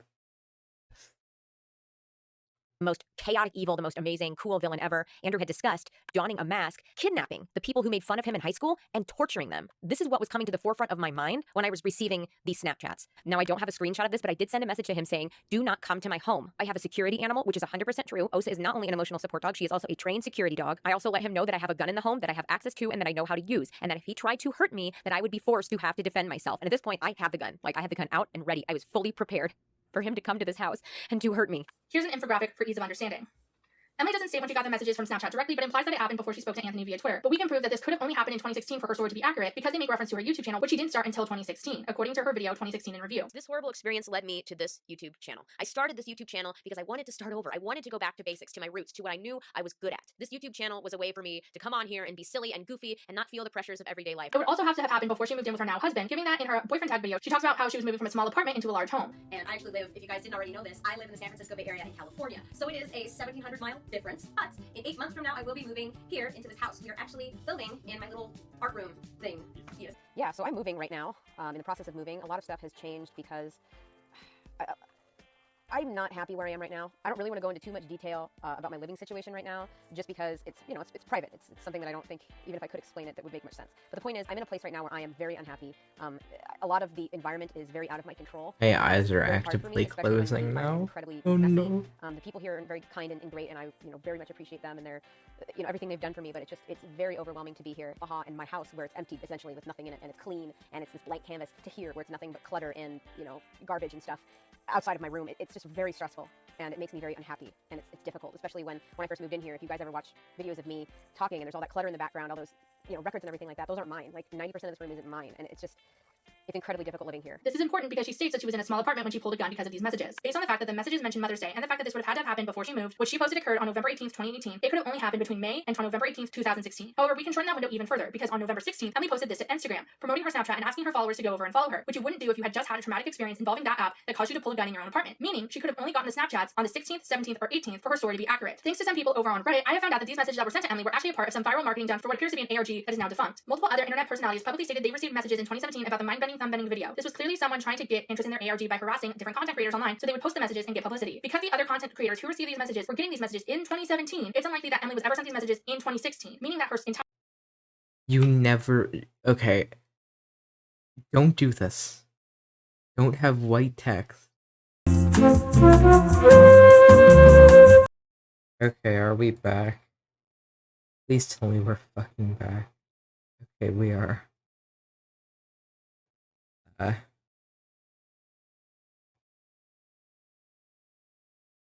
just gonna continue on where I left off. It's fine. Now under the name Kilgore Trout, and we can prove this through phone records, Apple ID, and any investigation into this would immediately clear us of all these allegations. I mentioned that we can prove our innocence in this case to another YouTuber who had since linked all my messages to Emily, and Emily quickly changed her story in the YouTube comment section. She changed her story to now state that she no longer believed we were in her area, but we were just posting photos around her area to quote freak her out. This is categorically false and completely different to what she says in the video. She also never states why she didn't call the police to let them know she was getting what she considered to be active death threats and thought someone was on their way to murder her, so much she pulled a gun. Instead, Emily decided to take screenshots. Screenshots she knew that Snapchat would notify her stalker of, meaning she chose to antagonize this person she thought was coming to kill her rather than call the cops, which, if she had been stalked since middle school like she has said on multiple social medias, she would know this is a bad idea. So I am recording this on my... Okay. Are you gonna actually, like... My brain just fucking stopped working. phone very quickly, but I noticed something strange that I overlooked before. At the end of Emily's initial video, she states that she doesn't show the IP addresses because it's against her moral code to dox people, but then states it would be different if she had gone to the police. I just don't believe in doxing someone publicly like that. Now, obviously, if I had to get the police involved, that would be a different story. However, before that in the video, she stated that she had gone to the police, and numerous times on Twitter restated that sentiment, that she had gone to the police and they had simply turned her away because she wasn't being murdered. Yes. What she clearly meant, this is so obvious. Please. Please just understand, okay? What she clearly meant was that the police turned her away, so she didn't give this out publicly. If the police didn't, and if Shannon was involved in an investigation, she would have given the IP addresses. This is really, really not that hard. And they just neglected their duty. These two things cannot be the same. These two things cannot have happened at the same time. I just thought I should mention that. Gone to the police, I was turned away. I spoke to an attorney. They told me it's not going to be worth it taking it to court. I even went as far as hiring a private investigator for a short period of time, and he said the same thing. There would be some record of this happening with law enforcement. There is not. Emily went on to It's say on not Twitter the that she went to the editing police and department and shit. told them about this, and they turned her away. However, if you were to call the cops as this were occurring, seeing as you thought someone was outside coming to kill you, there would be record of that. You would at least get an incident report. I know this from personal experience. Her stating that she was turned away by the cops goes against her claiming the police have a file on Anthony and myself, which she stated also on Twitter. She has no evidence to show this was us. Her lawyer, the police, and a private investigator told her this wasn't us, and yet she is claiming it is with no evidence. No, her lawyer told her that there wasn't enough evidence to press it in court. Not that it wasn't her. That there just wasn't enough evidence. That there could be a reasonable doubt. He lightly trolled her in order to figure out why she blocked him on Instagram at the beginning of 2017, because they had been on good terms since the last time they spoke, as seen in her post tagging him. He wanted to know what happened. He stated as much in his message. Emily also asked if he's the person harassing her, to which he replies no, because if he's going to say something, even something mean, it's going to have his name and his photo next to it, like he had just done, in the messages that were clearly joking in nature. I didn't write any of Anthony's messages to her. This was all him. For her to say it's me is a lie. Emily states that she got hate from an account called DatBoyXD and it was me. It was not me. It was also not Anthony. While I can't prove this, we could subpoena this Twitter account to show who it belongs to. Her stating that this account had to have been me and could only been me is entirely false, and it takes the entirety of the Rewired Soul situation out of context. When the drama with the Rewired Soul was happening, a lot of channels like my own talked about it openly and discussed what was going on and why we didn't like how Chris was using his channel. However, because his channel was mental health focused and appealed to vulnerable people, there were a lot of people who were affected by that situation who didn't handle it well. A lot of the people who were directly affected by him, they lashed out at creators critiquing Chris. They lashed out at people defending him. If you were present at the time, you would remember that one person who was critical of Chris ended up being swatted, while another had a welfare check called on them. Repzilla was hated by extension for his perceived friendship with Chris, and anyone who had collaborated him was criticized heavily. People like Repzilla, Leafy Greens, Driven Industry, Smoking Clothes, Zion Co, and myself were all harassed during this time because we were talking about this situation. For Emily to say that she got a message from someone harassing her doesn't surprise me, because everyone was getting that at the time, including me. But for her to say it was unequivocally me without any evidence is just wrong. After her video dropped, Emily made various tweets accusing other people on Twitter of being me multiple times. None of these accounts were me, and most of them were very clearly trolls capitalizing on the situation. She also went further to claim that people criticizing her for her lack of evidence were also me, and asked her fans to directly attack them. Emily states that I commented on this video multiple times under false names to shit talk myself and say that I was the YouTuber she was talking about. This is categorically false. I remember when the video came out, I got sent a fair amount of harassing messages saying it It would be so out of character. I wonder if there's any other cases where she might have done the same thing. I wonder, truly a mystery. was me, and I thought that was stupid because after I watched the video, one of the qualifications was a YouTuber who was harassing Emily had to have more subscribers than her, and I had nowhere near as many subscribers as she did. I put that statement up saying it wasn't me in a joking manner. I repeated my positions on collabs, which I had stated previously online. And I also stated the trust issues I had with people I met online. None of it had anything to do with Emily, besides me stating it wasn't me she was talking about. I also should draw attention to the fact that she stated in her video on me, she never got any comments sent to her bringing up any, quote, other art YouTubers besides myself. And then I started getting these comments, people saying like, do you know Creepshow Art? And Creepshow Art is copying you. And have you seen this Creepshow Art girl? I was getting comments that were like, interesting. They were like, ugh, you're just a ripoff of Creepshow Art. And then opposite comments that were like, Okay, so it seems like Shannon is constantly replacing anything that has any gray area with just being black and white. That it's either anyone, that either Emily is saying that every single person who harassed her is them, or that she's saying that they didn't, rather than what Emily was saying, which was that they harassed her. love you, Emily. Creepshow Art is a ripoff of you. Like, what was interesting is I was getting a lot of these comments about this one YouTuber and nobody else. Even though I've done like challenges and trends, and I didn't feel, I feel like art YouTubers, we all kind of like borrow ideas from each other. So it's like I was never compared to anyone else but Creepshow Art. Which we now know is false, seeing as in her My Problem with a Big Art YouTuber video, she states another art YouTuber was sending her harassment because she thought Emily was copying her art. She shows at the end of her video that she had apparent screenshots that show it was me on the comments of the video, but she blurs out the IP as not to, quote, dox me. Seeing as I didn't have a home at that time, she wouldn't have been doxing any place of residence or be doxing me at all. She also knew I was homeless at the time because I told her as much in our direct messages that same day. She chose to blur these images out for some reason, as if they were incredibly sensitive and private, despite them being years out of date. Why she chose to blur them makes no sense. People know I was homeless. They just don't know I actually. Are you saying you really want her to reveal the IP addresses? Wow, someone should really tell Emily so she can reveal the IP addresses, I guess. She got out of homelessness by moving into an apartment in October of 2019, and not earlier, like I said. Emily even went as far as to blur out my Mitch Hedberg joke, despite the fact that it wasn't private information and was literally a quote from a famous comedian that was an apt take on why I would hide that information. Here are the uncensored receipts. Also, as you can see, I can still respond to Emily because I was never blocked like she stated. She said she blurred the messages because it was sensitive and she didn't want to dox me, as if that would be going a step too far after falsely accusing Anthony of rape and me of owning child porn. God forbid you show the messages where I say I'm homeless. Blessed be. I believe she did this to try to paint me as giving her my PO box as me being flaky, and so she could say the IP address led her to where I was living, even though that's not possible. And just like that, she did both things in her video. Shannon discloses some personal information that I don't feel comfortable sharing with the public, and she says I'm not uber public with that because I hate the idea of people pitting me, and I'm also super private with it. And then some other private information that alluded to the previous private information, more private information. She later backtracked on Twitter in her second video and said the IP address that led to my home now led to a library, and after watching some of my content, knows that that is where I stated I was uploading from while I was homeless, which does not line up with the reason why she didn't want to show the IP address in the first place. I just don't believe in doxing someone publicly like that. Now, obviously, if I had to get the police involved, that would be a different story. I can, however, give you some other pretty solid proof. So here is the blurred out screenshot of the information, the IP address and everything. If the IP address led to a library, it wouldn't have doxed me and she would have simply shown it. So either she has an IP address for a library and lied to say it contained my docs, or she has an IP address that led somewhere that I never lived. Either way, she lied about the IP address. She blurred my messages to lie about what they contain and lied about why she cannot show any evidence. This part is going to be brief, but Amy is not a reference to Emily. Amy is a girl who used to harass me online who I originally met on stardoll.com when I was in middle school. As I say in the video, but Amy did not grow up in San Jose.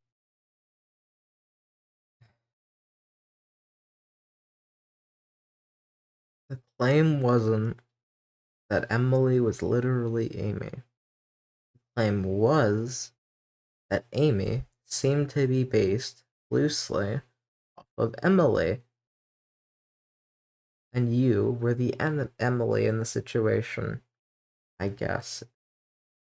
Creepshow Art. Stay with me. We never knew each other personally, and she was someone I strictly knew online who lived states away from me. Emily tried to state in her video that that video was secretly about her, that I was setting a backstory up to one day say that Emily was actually Amy, and by simply calling her Amy, I was referencing her because according to her, I was trying to leave breadcrumbs online to paint her as a malicious stalker. Isn't that a coinky dink? That right there is the most passive aggressive shit I have ever read, and is also one of the many breadcrumbs that she started leaving behind that she had a quote unquote stalker named Amy. I think it's funny that she picked the name Amy. I think she deliberately picked a name that was very close to mine so that if I ever came out with allegations, she could be like, see, I even chose Amy because it sounds like Emily. And of course, she picked all the things that she did to me, so then I couldn't even come out if I wanted to, because then it would seem like I was copying her instead of her copying me. That is not the case, and it's also very stupid. The video I put up, which is still up, has various details that do not match with Emily. It would make no sense for me to say that Emily and I were friends online ever, seeing as we never knew each other outside of her being a friend of some friends and one of my ex-boyfriend's exes before I even had a crush on him. Me stating that she grew up states away from me also does not align with her being Emily, seeing as Emily went to school in California and I know people who know her. It would make no sense for that video to be about her. In order to prove my case, here are the cringy emails that Amy and I sent to each other in middle school.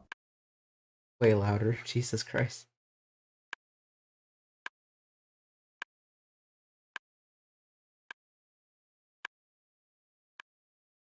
Okay, whether or not Amy is real isn't really, like, that important to whether or not, Emily is right. That's just, like, one of the arguments she made is dead. Okay. Can you do anything else, my dude, right now?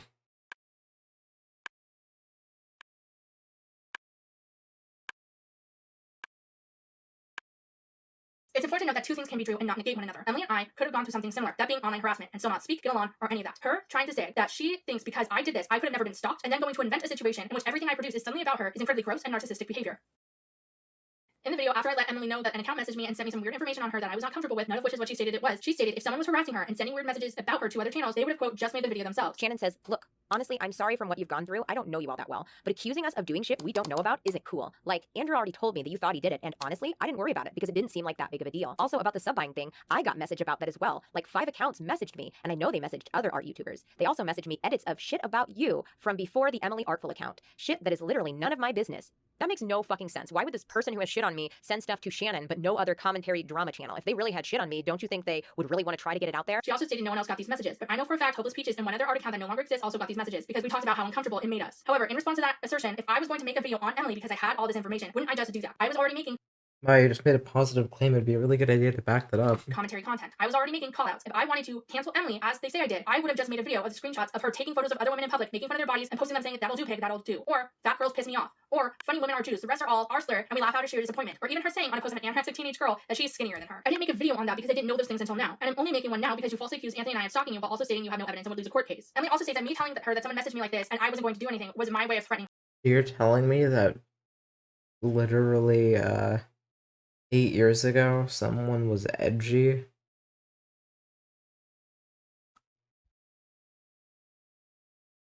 her. Me saying I wasn't going to do something was not my way of telling her I was going to do something. Emily purposely misinterprets anything I've had to say to her to make it appear as if I'm telling her the opposite. If I tell her I understand what she's going through and I'm more than happy to sign a restraining order or any legal documents that say I will not contact her, that means I'm engaging in psychological warfare with her and I'm using reverse psychology to say I won't actually do that. If I tell her I'm sorry for what she's going through because I know how isolating being harassed online can be, I'm actually telling her that I am one of the people doing this all along and I'm getting joy out of it. I also provided Emily with a way to send me a restraining order that would have been just as legally binding without spending any money, something she stated at the time she didn't want to do because she was out of money, and I agreed that me and Anthony would sign it. I gave her my legal information and told her exactly how to reach Anthony and I, and she hid those messages in her video to make it appear as if I was doing the opposite. This is why no lawyer supported the idea of her taking this to court because What? That's not what. What? Okay, I watched the video. And I watched it back like 6 months ago when this stuff initially came out. And I never got the impression that she was saying that you were posting this because you didn't want to go along with it. Seems a little bad faith for you to read that into that. because there is no court case here. I went to the police. I was turned away. I spoke to an attorney. They told me it's not going to be worth it taking it to court. I even went as far as hiring a private investigator for a short period of time, and he said the same thing. You just said that it was the attorney who told her not to fucking do this. Not Shannon. You fucking idiot. Shannon, please. Just touch grass, okay? Go outside, touch grass. Go back inside. Breathe in, breathe out, and then try to make a coherent argument. In compiling evidence to talk to my lawyers, I reviewed my own Facebook logs I downloaded before I deleted my account in 2019. In those records, I found that Emily has had an issue with me since 2014, very shortly after Anthony and I started talking again, when I left a review on her boyfriend's work. I didn't know who her boyfriend was, I didn't know he worked there, and the review was left when Anthony and I weren't speaking. Here's the review in question. Peony violins, 5 stars. Really great shop. The people were super friendly and really helped me and my friend out. Definitely somewhere I would recommend to everyone. We were helped by Hannah and another young man whose name I didn't quite catch. Again, I didn't know her boyfriend was working there. They asked for Facebook reviews when we were leaving, and it was such a nothing interaction, I don't remember much of it. However, Emily saw this review and messaged Anthony about it, telling him that she believes I hate her. Here are the messages. Anthony, oh, and Emily thinks you hate her. Me, why? Anthony, she messaged me something about a review online or something, about her friend's crazy ex-girlfriend who smashed a violin or something. I don't know why she would think that was you. Me, wait, what? I was going to see how much violins cost because my friend's ex smashed his. It was going to be this whole everyone chips in to buy him a new one thing. Oddly enough, he got back together with that girl and she ended up buying him a new one. Anthony, well, she now knows you and doesn't like you. Her boyfriend works at the store you visited. Me, wait, what the hell? Anthony, yeah. You wrote a review about it? Me, I must have. Anthony, great. Well, now she thinks you hate her. Me, wait, I did, because this girl was actually really cute and she said if we were serious, then they would do all this shit for us and be super helpful. And I was like, wow, this is actually really great. I definitely don't. How did she make that jump? Anthony, yeah, how could she make that jump? Me, I'm sorry. Should I tell her I don't? It really won't affect me in any way. I just don't want her wrath on me. Anthony, it doesn't matter. You're connected to her in some way, so now you hate her too. Me, I thought her boyfriend had serial killer potential. That equals hate. Anthony, was she the fucking girl in the store or something? Me, I left a nice review though, so I don't get why she's mad. Anthony, so she read a review and found out it was you. Now she thinks you hate her. Me, well then foolproof logic. Anthony, so like I said, she found out you talked to her boyfriend once in the store and told a story about it online, so now we're connected in some way. You hate her. Key smash. Anthony, god fucking damn it, that iPad fuck. Emily has been posting online to various accounts since she was 13, all of which have been verified to belong to her. From these accounts, I've realized that Emily has an extremely long pattern of obsessive behavior to people she's romantically attracted to, and a long pattern of calling the people who she's attracted to abusive after the fact. As of now, according to her own post, she has accused upwards of 18 people of abusing her in her. Okay, once again, the fact that she accused other people of being abusive, whether or not that's true, even if it's not true, my argument here doesn't change, doesn't mean this one wasn't a case of abuse. You'd have to prove that it is.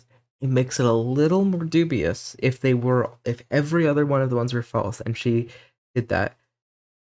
But it's still not enough to prove that she's lying. You have to prove that she's lying about the actual harassment and shit, which you've been doing a pretty shit job of doing so far. Her life, including her own parents. She later retracted most of these claims and now states they're all loving. In her first DeviantArt profile under the name Gothic Kazooie, which is clearly her as seen in this picture, Emily talks about stalking her teacher in various posts, something she admits to doing in her video uploaded in 2016 titled My 7th Grade Flip Through. Fun fact, I had a fucking huge crush on my teacher. It's just embarrassing and shameful, so you'll see him. Or also, alternatively, maybe possibly, people have strong feelings after they break up with someone who they've been romantically attached to. And maybe possibly that might cloud their judgment and what they consider that person to have done. And maybe possibly this being from most of those being from closer to when she broke up with the person than when she broke up with fucking what's his name, Anthony, to when she made the video. So since she was 13, why is she pulling stuff out from when she was a child? How did she find the stuff? That's a great question. It's almost like she's a stalker. Where would she have had the skills to find this stuff? randomly in here. In the video, she says that this was harmless, however, it was clearly not. She makes a fan character out of her teacher, who she named Gizmo, takes photos of him without knowing, which she then states he told her to delete, calls him sexy, states she loves him, draws him sexually, and after feeling upset by him being cold towards her, posts a journal in which she says he, quote, emotionally raped her for not returning her feelings. I don't know, it matches me and Gizmo. He's an ass sometimes. He basically emotionally raped me. There, he can drown for all I care. No, I probably would care. It's weird. Some of these posts are extremely graphic in nature. One post in particular, titled Orgasm, has this caption: "You never hear a man orgasm nowadays. Yep, Gizmo's working on someone, hopefully me." Again, this is supposed to be her teacher. On this account, she was accused of stealing someone else's art, which led to her being harassed according to her. Wow, that's pretty fucking yikes. But also, he was a literal teenager at the time, and it's a pretty common type of crush for teenagers to have, to be on their teachers.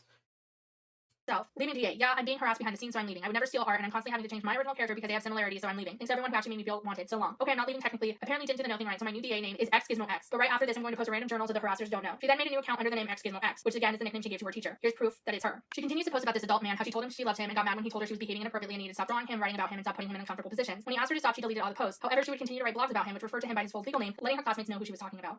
If you care, please read this. If you have noticed, I deleted all my deviations. I have a good reason. This is all Mr. Martinez's fault. Yeah, he's Gizmo. He's fucking 31 years old and I love him. So I told him on V-Day and I got in trouble, yada yada. He got super defensive even after I told him I didn't like him, which was a lie, but whatever. So he didn't trust me at all and refused to talk to me. I know he had to protect himself, but today he said I crossed the line too much. Stop talking to me. Stop drawing pictures of me and showing them to me. Quit writing and showing them to me. Stop doing it, period. Leave me alone. And I was trying to build a regular teacher-student relationship. Basically friends, but not quite. I know I put him in an awkward position, but he's gotta move on. He doesn't trust me. I love him dearly. I love him so much. I wouldn't be happy if he wasn't happy. So I'm going to tell him tomorrow, the last day of school, and I'm never going to talk to him again unless I'm saying hi or goodbye. I never want to put him in that position again, so. Teenager. It's really not that hard. See that this was the person being a weird, somewhat creepy teenager. But if that's enough to discredit Emily's claims, then that means that literally any claim made by any fucking person who ever made a fucking weirdly sexual thing relating to one of their teachers when they were a literal teenager would not be credible. Oh, no more Gizmo pictures ever. Mr. Zitram. Zinetrem is his last name backwards. My heart is heavy and I'm afraid it's going to fall out of my mouth. His girlfriend has been with him even before I admitted I love him. I feel so fucking awkward. I do a picture of him on bed with the girl laying next to him and I asked her who we wanted the girl to be. And he said a name that the girl's and starts with a G. So I thought of a model. Then my friend Alana, about 2 months later, did this stupid handshake game where you write the first initial of your true love on your hand or some crap like that. And he said she. By then I thought nothing of it. I hate my life, I hate myself, I hate Greg. Well, that's his name, Greg Martinez. Yep, I know he's going to say as soon as I start to say goodbye to him at the end of the day with Yvette and Kelly. Why are you all of a sudden doing this? If he says that, I will fucking tell him off. I don't care if I'm expelled, he deserves it.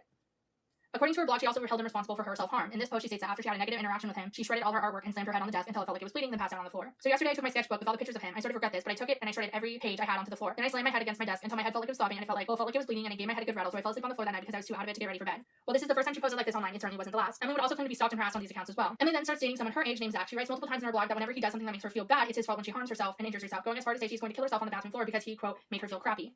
This blog cannot be factual given that she posted this in 2009 from the perspective of being on the bathroom on the floor dying, even though phones at that time wouldn't have the ability to post to the internet, much less DeviantArt. Rather, she must have posted this online either from a computer lab at school or from her home in order to make him feel bad or to make her friends think he abused her in some way. She even goes so far to end it by directly blaming him, stating he made her feel crappy. This is not an isolated incident as seen in this other blog.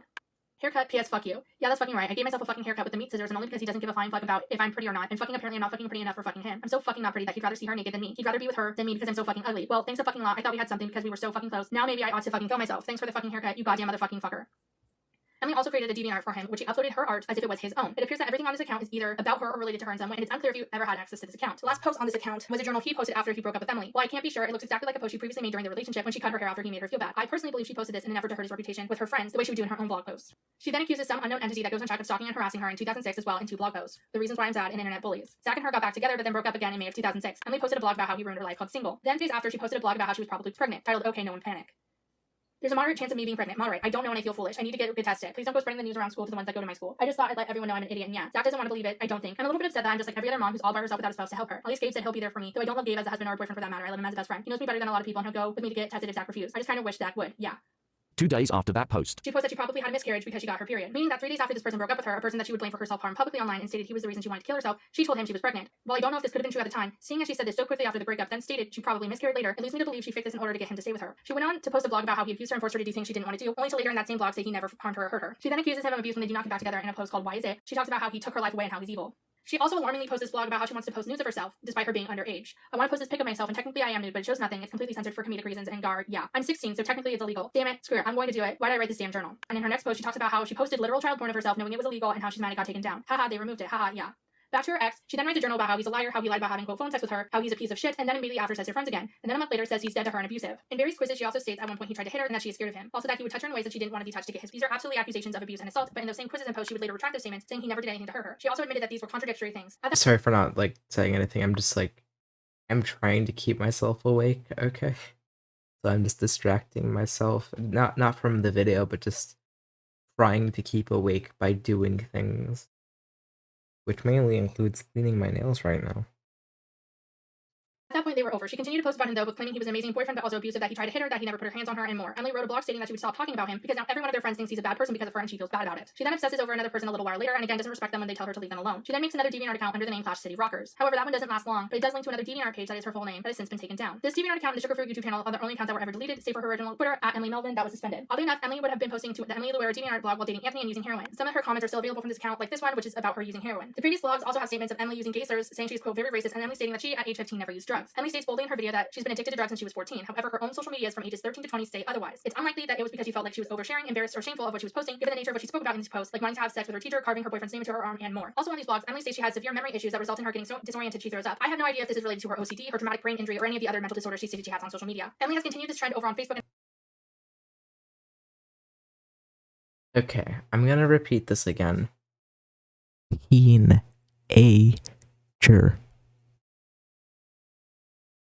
Other social medias where she, at multiple intervals, has accused other exes and boyfriends of being abusive to her. She has a WordPress blog with only one post accusing her high school ex-boyfriend of doing nothing but yell at her and stating they are neglectful. Another example is like here, where on August 20th, 2010, she states, I met you and I found out you were the coolest person I ever met. You make me happy. She states that only for 2 days later post a status saying that she was the best thing that could have happened to them and they were blinded by the idea of someone else. These are just some of the posts she made continuing this behavior. Her own channel does this as well. She has multiple videos accusing her exes of abuse, like in her I Dated a Sociopath video where she states she was in an abusive relationship in 2015 to 2016 with a person who was abusing drugs and cheated on his girlfriend with Emily, who was a quote terrible person. This guy is really messed up, and I feel like we're cool now. We don't talk for kind of an important reason, which I will get to later, but you know, I don't hate this guy. I don't feel resentment towards him. I more feel have sympathy for him, and I was really close to him at one point and felt really close to him, but I feel that closeness was completely fabricated just because he needed stuff from me. So he injured me greatly, and you know, subject of many great songs, thank goodness, but I'd never been hurt like that before. I'd never been hurt as a friend, as a lover, as a sister, as, you know, I just pull around like that. This is editing Shannon again. I just wanted to come in and note that Emily is saying here in 2016 in her I Dated a Sociopath video that has been deleted that she has never gone through something that traumatic in a relationship before, and she's never been hurt like that before or to that extent before. So her stating now that she went through a very traumatic relationship with Anthony does not make sense because... Okay, once again, might be reading this a little too charitably, but to me, that gave me the impression that at the time she hadn't. Not at the time of 2016, at the time that happened.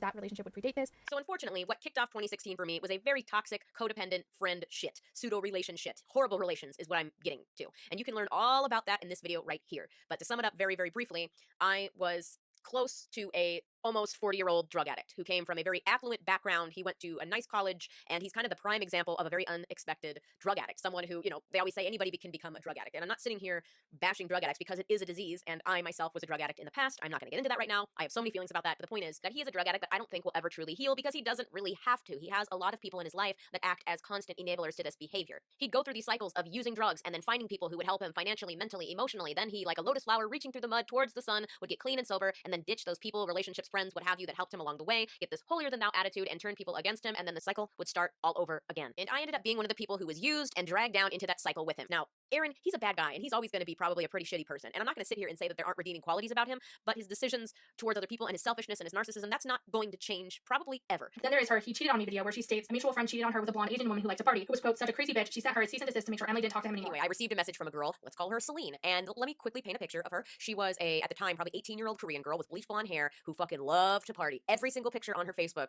was of her and her bunch of fucking white chick friends doing the peace sign covered in that rave candy, you know, the jewelry that you wear to rave. I don't fucking know, but all of her pictures were like poorly lit with flash, and just all of her friends like, yes, give it, yes, I just want to party. Well, this is not where the story ends, my friends. Oh no, 2 months after we broke up and I hadn't heard anything from him, I hadn't tried to make any contact with him or any of his friends, I get a letter in the mail, and it's this shitty, like, Microsoft Word, but with, like, weird font, typed up letter thing. It didn't look official or, like, it could hold up in a court of law at all, and it was basically a copy-paste cease and desist letter saying, like, oh, you need to leave Sam alone, and if you do not stop trying to contact Sam, he will contact his lawyer. And I was just like, wait, what the fuck? I haven't even talked to this guy in 2 months. months. I basically just threw the letter away and forgot about it until about a full year after I received that letter. One of our mutual friends that I remained in touch with, I like just had brought it off a whim, like, oh my God, I totally forgot about this. And they're like, oh wait, nobody told you? And I'm like, nobody told me what? So Sam didn't even send that letter. Celine sent that letter to my house. How she got my address, I don't even fucking know. That bitch was crazy, because since he had cheated on me with her, when they got together, she was hyper paranoid that he was still talking with me, even though he obviously wasn't. So she sent a letter almost in Sam's name, just in case we were still talking. And even after her many displays of insanity, he still stayed with her. Then there's her video talking about her boyfriend's crazy ex-girlfriend who allegedly faked a rape accusation and would tell that boyfriend that she was going to kill herself if he didn't pay attention to her. Hey everyone, my name is Emily, and today we're going to be doing a sketchbook story time about my ex-boyfriend, psycho ex-girlfriend. A few years after high school, I would think a few years roughly, I met this guy, and we are going to call him Dave. And Dave had an ex-girlfriend, and we are going to call her Vicky. Dave and Vicky had been separated for a good year, and when Dave and I met, he, made sure to let me know that he has an ex-girlfriend who has a few screws loose, was the term he used. We were hanging out one night, and he had somehow cued her into our whereabouts, or that we were hanging out, and he gets a call from her telling him that she is going to kill herself. And in her suicide letter, she is going to write that it is all his fault. So he panics, as any fucking normal human being would, drops me off at home, goes to her house. I don't hear from him until the next morning. This bitch took 7 Advil. That is literally one more Advil than the daily recommended fucking dose. That's not going to kill you. Why it bothers me so much, and again, who am I to say if she was serious or not, but why it bothers me if she wasn't, is because suicide is such a fucking serious thing, and if you are using it to trap someone, you are a psychopath and you are part of the fucking problem. After this whole problem, this girl starts harassing me on Facebook. She created 4 accounts, mind you, with her picture on all 4 accounts, but different names. Smart girl. All, pumping out those really generic mean girl comments, or fat, you're ugly, I'm so much prettier than you, he'll never love you, blah, blah, blah, blah, blah, whatever. He calls her up, says, if you don't stop, I am going to file a restraining order to get your fucking ass off mine. So she, of course, balls and says, well then, here's another pet peeve of mine. She says, well then I'm going to say that you raped me. About a year after I left him, I found out through the grapevine that they got back together, and she got pregnant, and now he's trying to leave, but she's pregnant, and I don't know. I don't fucking know. Then there's her video talking about how her ex-girlfriend was totally crazy and came through her window one night drunk, wanting to have sex. Emily also states in this video she's only had 2 bad relationships her entire life, that being the first one with Sam, aka Sean, and this one that she's about to talk about with her immature ex-girlfriend. Neither of these are Anthony, and they also negate every other story she's told about having abusive partners. Now, I don't know if you guys are getting sick of me talking about my exes. I've done a few videos about my love life in general, but now that I kind of think back at it, most of my exes were awesome and cool, and I'm still friends with them, or at the very least, cordial. Now, only 2 of my exes are just completely unbearable. I have no desire to ever get in contact with them ever again, and I have had about 7 relationships of substance in my entire life. The first ex that was just a piece of shit was the one that cheated on me, and his name, we call him Sam. So I'm gonna go ahead and put an annotation for that video right here. I definitely suggest you go over and watch that. It was quite an experience. That's all I can say. The other ex is who this story is about. Penny was a beautiful, charming young girl. We got along incredibly well. She was exactly my type, both physically and mentally, or so I thought. And the only possible foreseeable downfall to our relationship at that time was that she was a little bit immature, and she was a little bit immature because she was 4 years my junior. I can already hear you guys saying it. Emily's a dirty old man, robbing the cradle. What are you doing with this perfectly good baby? You're not going to use this baby. I'll take this baby off your hands. So that's why I feel that a 13-year-old who was just about to turn 14 and a 17-year-old who had just turned 17 isn't that big of a deal. It's like, we had so much fun when we had fun, but when it was bad, it was just like, I wanted to dig a hole and put my head in it. I'd rather stick my head in a hole than stick my dick in crazy again. One night, I was at my dad's house. I was asleep in my bed. It was probably like 11:30 to midnight. So what exactly is the point of this? She seems... Yeah, this entire section is just pointless. Because even if there was a history of false claims, that doesn't prove that this claim is false. At all. Why do I have 5 pings? What the fuck?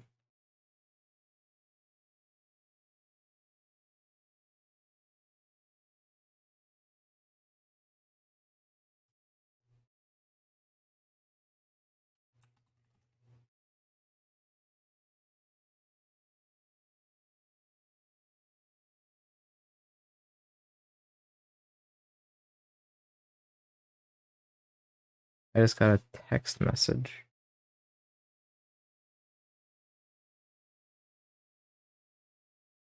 Okay.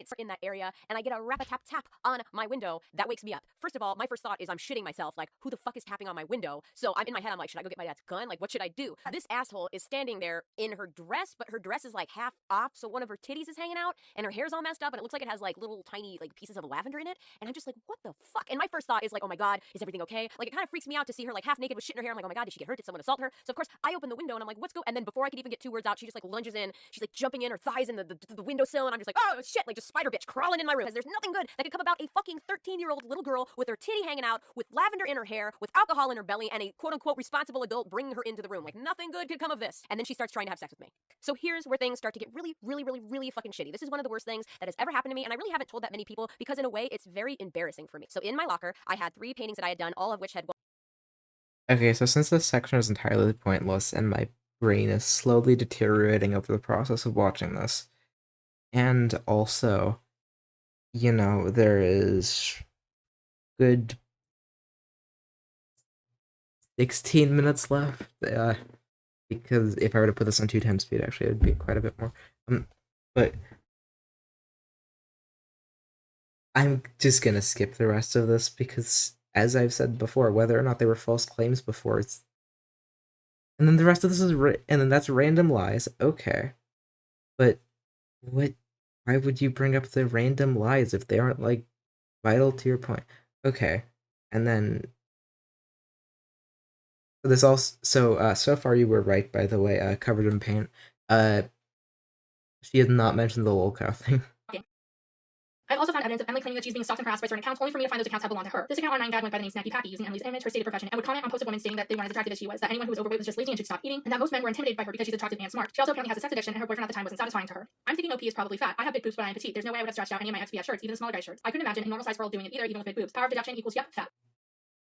So this is literally just a hit piece. Okay.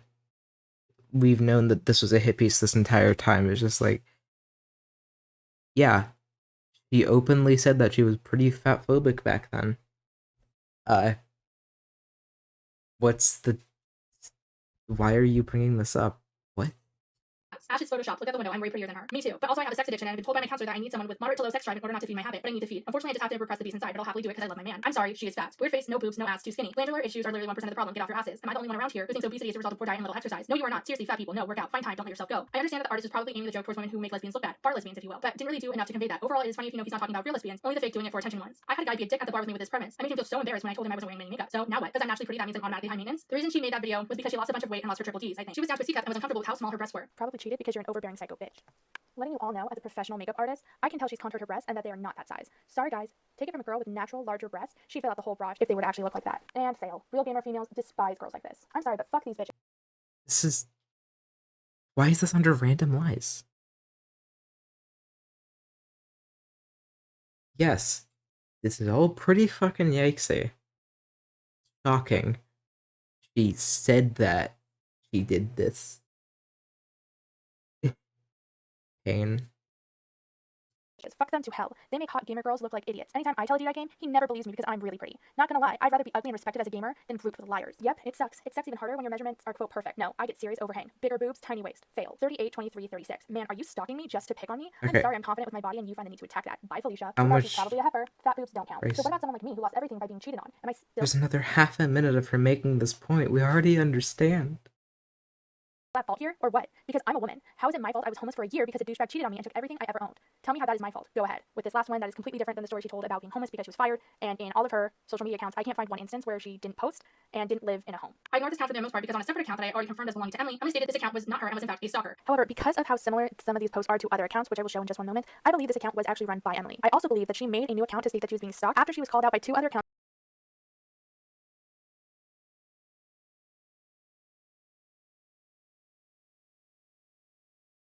Is there any more fucking substance to this video? Who is Jem Campbell? Fun fact, my sister was in opera when she was about 8 or 9, Madame Butterfly, and she played Trouble, which is Madame Butterfly's son. The only line in the play was "Mama, Mama." Madame Butterfly was like, "Oh, my son," and then she wrapped some tie around Trouble's eyes, and my sister had to sit down and play with flags and just wave them around as like a game or something. And Madame Butterfly commits suicide, and the play's over. And because that's the point of that. Walked across campus and smeared that shit on the door of their girlfriend's friends' dorms because they...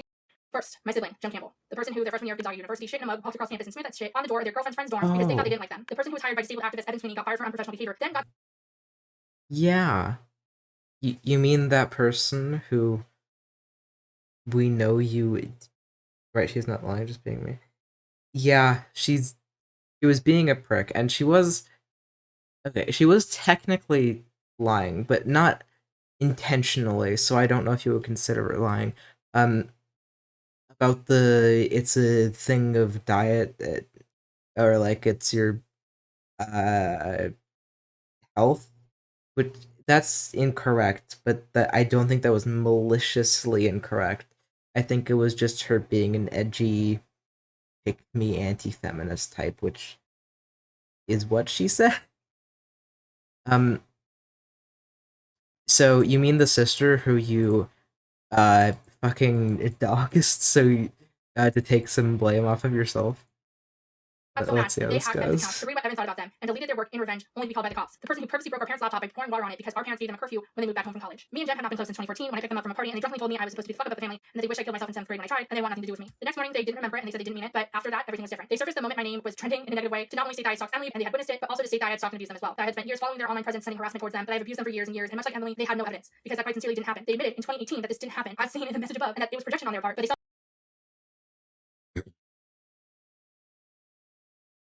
Didn't she literally do this on the fucking lolcow account? That she got that was banned because she was spreading stuff? Yeah, she did. I explicitly remember this from saw their chance and they took it. Jen has accused me of stalking them for simply following their Tumblr, Instagram, or any public platform and reading their posts. Mind you, we have mutually followed each other on pretty much every platform for most of our lives, and they were well aware I was following them, and I had never used a false account to see their posts. I never sent them anything less than support, and they were always aware that I followed them. However, if they posted something that they, for whatever reason, didn't want me to see, either because it was about me or they thought they just didn't want me to see it was my fault if it came up on my dashboard. When they came out via Tumblr as a lesbian publicly and I liked the post, they got mad at me because I took their moon away and they wanted to come out in person to me. When I commented on a post they wrote about me, talking about how they hate me, they told me I was invading their space and privacy. Despite them talking about me publicly, I wasn't without his father. I wrote them a long message telling them that I was done with them, that they had gone too far, and they were disgusting. This is a message I wrote about things they had done and said, like I had abused them publicly, stating my husband. They regretted their posting about me to social media, and or perhaps myriads of other things we that are not said. literally have evidence that you did this in the form of the fucking things from lolcow. You can't deny this, my dude. Okay, who is Kevin Adam Coulter? The second person who came out against me is Kevin Adam Coulter, who was someone I used to be friends with years ago for about a year. However, we knew each other and knew of each other for a lot longer. He goes by the moniker Coulter Guys on social media, and you might know him as the guy who stated privately that talking to me was too triggering, and then immediately went to making memes about my cancellation. Kevin is a person who I tried to contact last year for some closure. He had previously manipulated me, assaulted me, and gone out of his way to convince me that people in my life hated me, so I should isolate myself and stop, cut them off. He tried to break up 2 relationships I was in, both with Anthony and a different boyfriend, Richard, and he knew how to manipulate me better than anyone else. He would constantly call me, telling me he was depressed, begging me to come over, and when I got there, I would call him, asking where he was, and he would Okay, sure, but what does this have to do with Emily Artful? tell me he left to hang out with other people. He lived about an hour away, and this was like nearly a daily thing. When we smoked hookah, he would ash the coal off on me physically because he said I made a funny noise when I got burnt. And when my brother died, he told me that I was too sad to hang out around him and to call him when I was over it. Kevin, like everyone else, just said a bunch of things. No evidence. And it also doesn't make sense for him to have witnessed anything, given that we weren't friends when the majority of the harassment took place according to Emily. We had already stopped being friends, according to the timeline. However, I don't know if Kevin himself actually did anything to Emily, seeing as he was the one in my life who did know a lot about what was going on with her. He watched all her channels. But I do know he did similar things to his ex-girlfriends. Kevin would hack his girlfriend's Facebook pages, or they would just log on his accounts and he would go back There's another person she's trying to shift the blame to. Last it was fucking Brandon, and now it's Kevin Adam Coulter. Okay. It can't be her, okay? We find out that it's not this person again. It'll be someone else, okay? It's impossible that it's her. into them in order to see who they were talking to. He'd go on their YouTube pages to see what they were posting, and he would generally just fuck with everything on their pages. He did this to me a couple times, sending people Facebook messages from my account to fuck with my friendships, and he blocked people on my account that he didn't want me to talk to. This is him doing it to me, like sending me messages from a different friend's account. This is why every person in my life hated him and was stoked when we finally weren't friends. This is also why when Kevin said in his last message that he got pretty cyberstalkery before, I didn't have a huge reaction to it. I just said, you know what, I understand. You're in a better place now. If I don't want to trigger you, that's fine. Because he had gone cyberstalkery before in my presence. With his Emily Artful. And I thought that meant he changed, but alas, no. It's over. I'm done. I'm not coming back to YouTube. I have learned that the only people I can count on in my life are the people who actually know me. And if a random person comes online and says I stalk them with quite sincerely no evidence and literally posts on their active accounts that disprove that, people I genuinely admired and loved would just go with it and decide, yeah, that makes sense. 2 people who I barely know anymore, who I barely, who literally have years of statements online, public, saying they hate me and they don't really, they came and co-decided this bullshit. You know, really, no one in my life, no active friend of mine, not one friend who I'm actually close to, came forward and said, here's evidence of Shannon doing it. No one presented any evidence that holds up even a little bit to speculation. None. Which is why every lawyer, every police officer, every PI that Emily took this to, immediately. All of the evidence holds up to speculation. Well, not all of it. There were some, but like the majority of the evidence holds up to speculation. You're just dishonest if you're saying it doesn't. Okay. Said you didn't have a case. Meanwhile, every lawyer I went to said I did and was eager to pursue this. And to all the people who were like, Shannon went away because she's scared of being sued. Emily couldn't have sued me. She couldn't have. I didn't do anything. Even if she tried. I said I would address Tipster, so this is for him. Tipster said that if I was able to prove that I didn't do what I was being accused of, that he would apologize to me. And to that I say, fuck you, you disgusting person. You maliciously attacked my husband because you yourself couldn't scroll down far enough on Emily's Instagram and find the multiple posts that debunk her story that are Okay, still I do legitimately feel bad for her because it sounds like it'd be really fucking tough to have literally every single person you know turn on you. But also the fact that you're actively still denying all of this, despite the fact that we pretty much know you did it. It's pretty clear that you did it. We have the lolcow shit. We have the evidence that Emily Artful presented. We have the fact that pretty much everything you said in this video is completely incoherent as an argument. The fact that you're still denying it shows that you haven't changed, so honestly, while I do feel bad for her that this happened, it's really hard to think about to like say that they should have not done that. You're a journalist, but you just couldn't do that. There's a reason your content gets fewer and fewer views than everyone else in the YouTube commentary community, and you're keeping beat out by everyone else. And that's because it's terrible, lazy, and reductive. You should rename your channel Secondhand News, because you can't be fucked to actually research anything before you open your ugly mouth. You watch someone else's video and you say what they said worse than they said it. You aren't a reporter, you're not a What necessary ad homs? Game is at least entertaining. It's just that I think. journalist, you're a joke. Just know that you are a terrible person, and you can take that forgiveness and just fuck it. Just fuck that forgiveness right off. You are just as bad as Emily, if not worse, for supporting a mob with no evidence while claiming to do all this Oh wait, yeah, no, she wasn't talking about Emily there. I just brain fart. research and claiming to care about your friends or anything. I talked to you so many times, and you once cried on stream saying if Shannon was in trouble, she would tell me not to defend her because she's a good person. And when I told you not to do that, you were like, well, that's fine, she's guilty. Even though there's evidence to say I'm not, and no evidence to say I am. To the people who reached out who said, I don't care if you did it, still love your content, don't leave YouTube, I love you. You're weird. Don't say that to me ever fucking again. Do not reach out to me ever again. That is not comforting. I spent all my time trying to help victims of what I was actually accused of, and to be told that my audience doesn't care about that is insane. To the people who told me to kill myself, better luck next time. Thanks for playing. And to everyone else, Yeah, people who told her to kill herself, you cringe lords. Posting mega cringe. Don't do that. touch some fucking grass. I am done. I'm fucking done. Okay. The end. I didn't have anything else planned. I just want to quickly say, all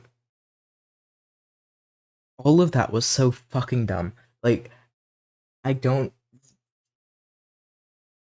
bad saying dumb because kind of able, but I mean, like, it was a mix of, randomly bringing up things that she thinks debunks the person and then immediately contradicting herself like 5 seconds after doing this. And then, no, actually, that was pretty much just it. Sometimes bringing up some actual valid criticism, but then contradicting it again a few seconds later. Randomly bringing up stuff that doesn't have to do with anything related to your actual argument. Random fucking character assassination. That was it. It was just character assassination. This video was both character assassination and contradicting yourself. That was the entirety of this fucking video. And, you know, I'd rather not have to fuck. We did have to wait 6 months for that, unfortunately, yeah. So I just want to fucking end the stream now. So I will. Bye. Hope you have a nice day. And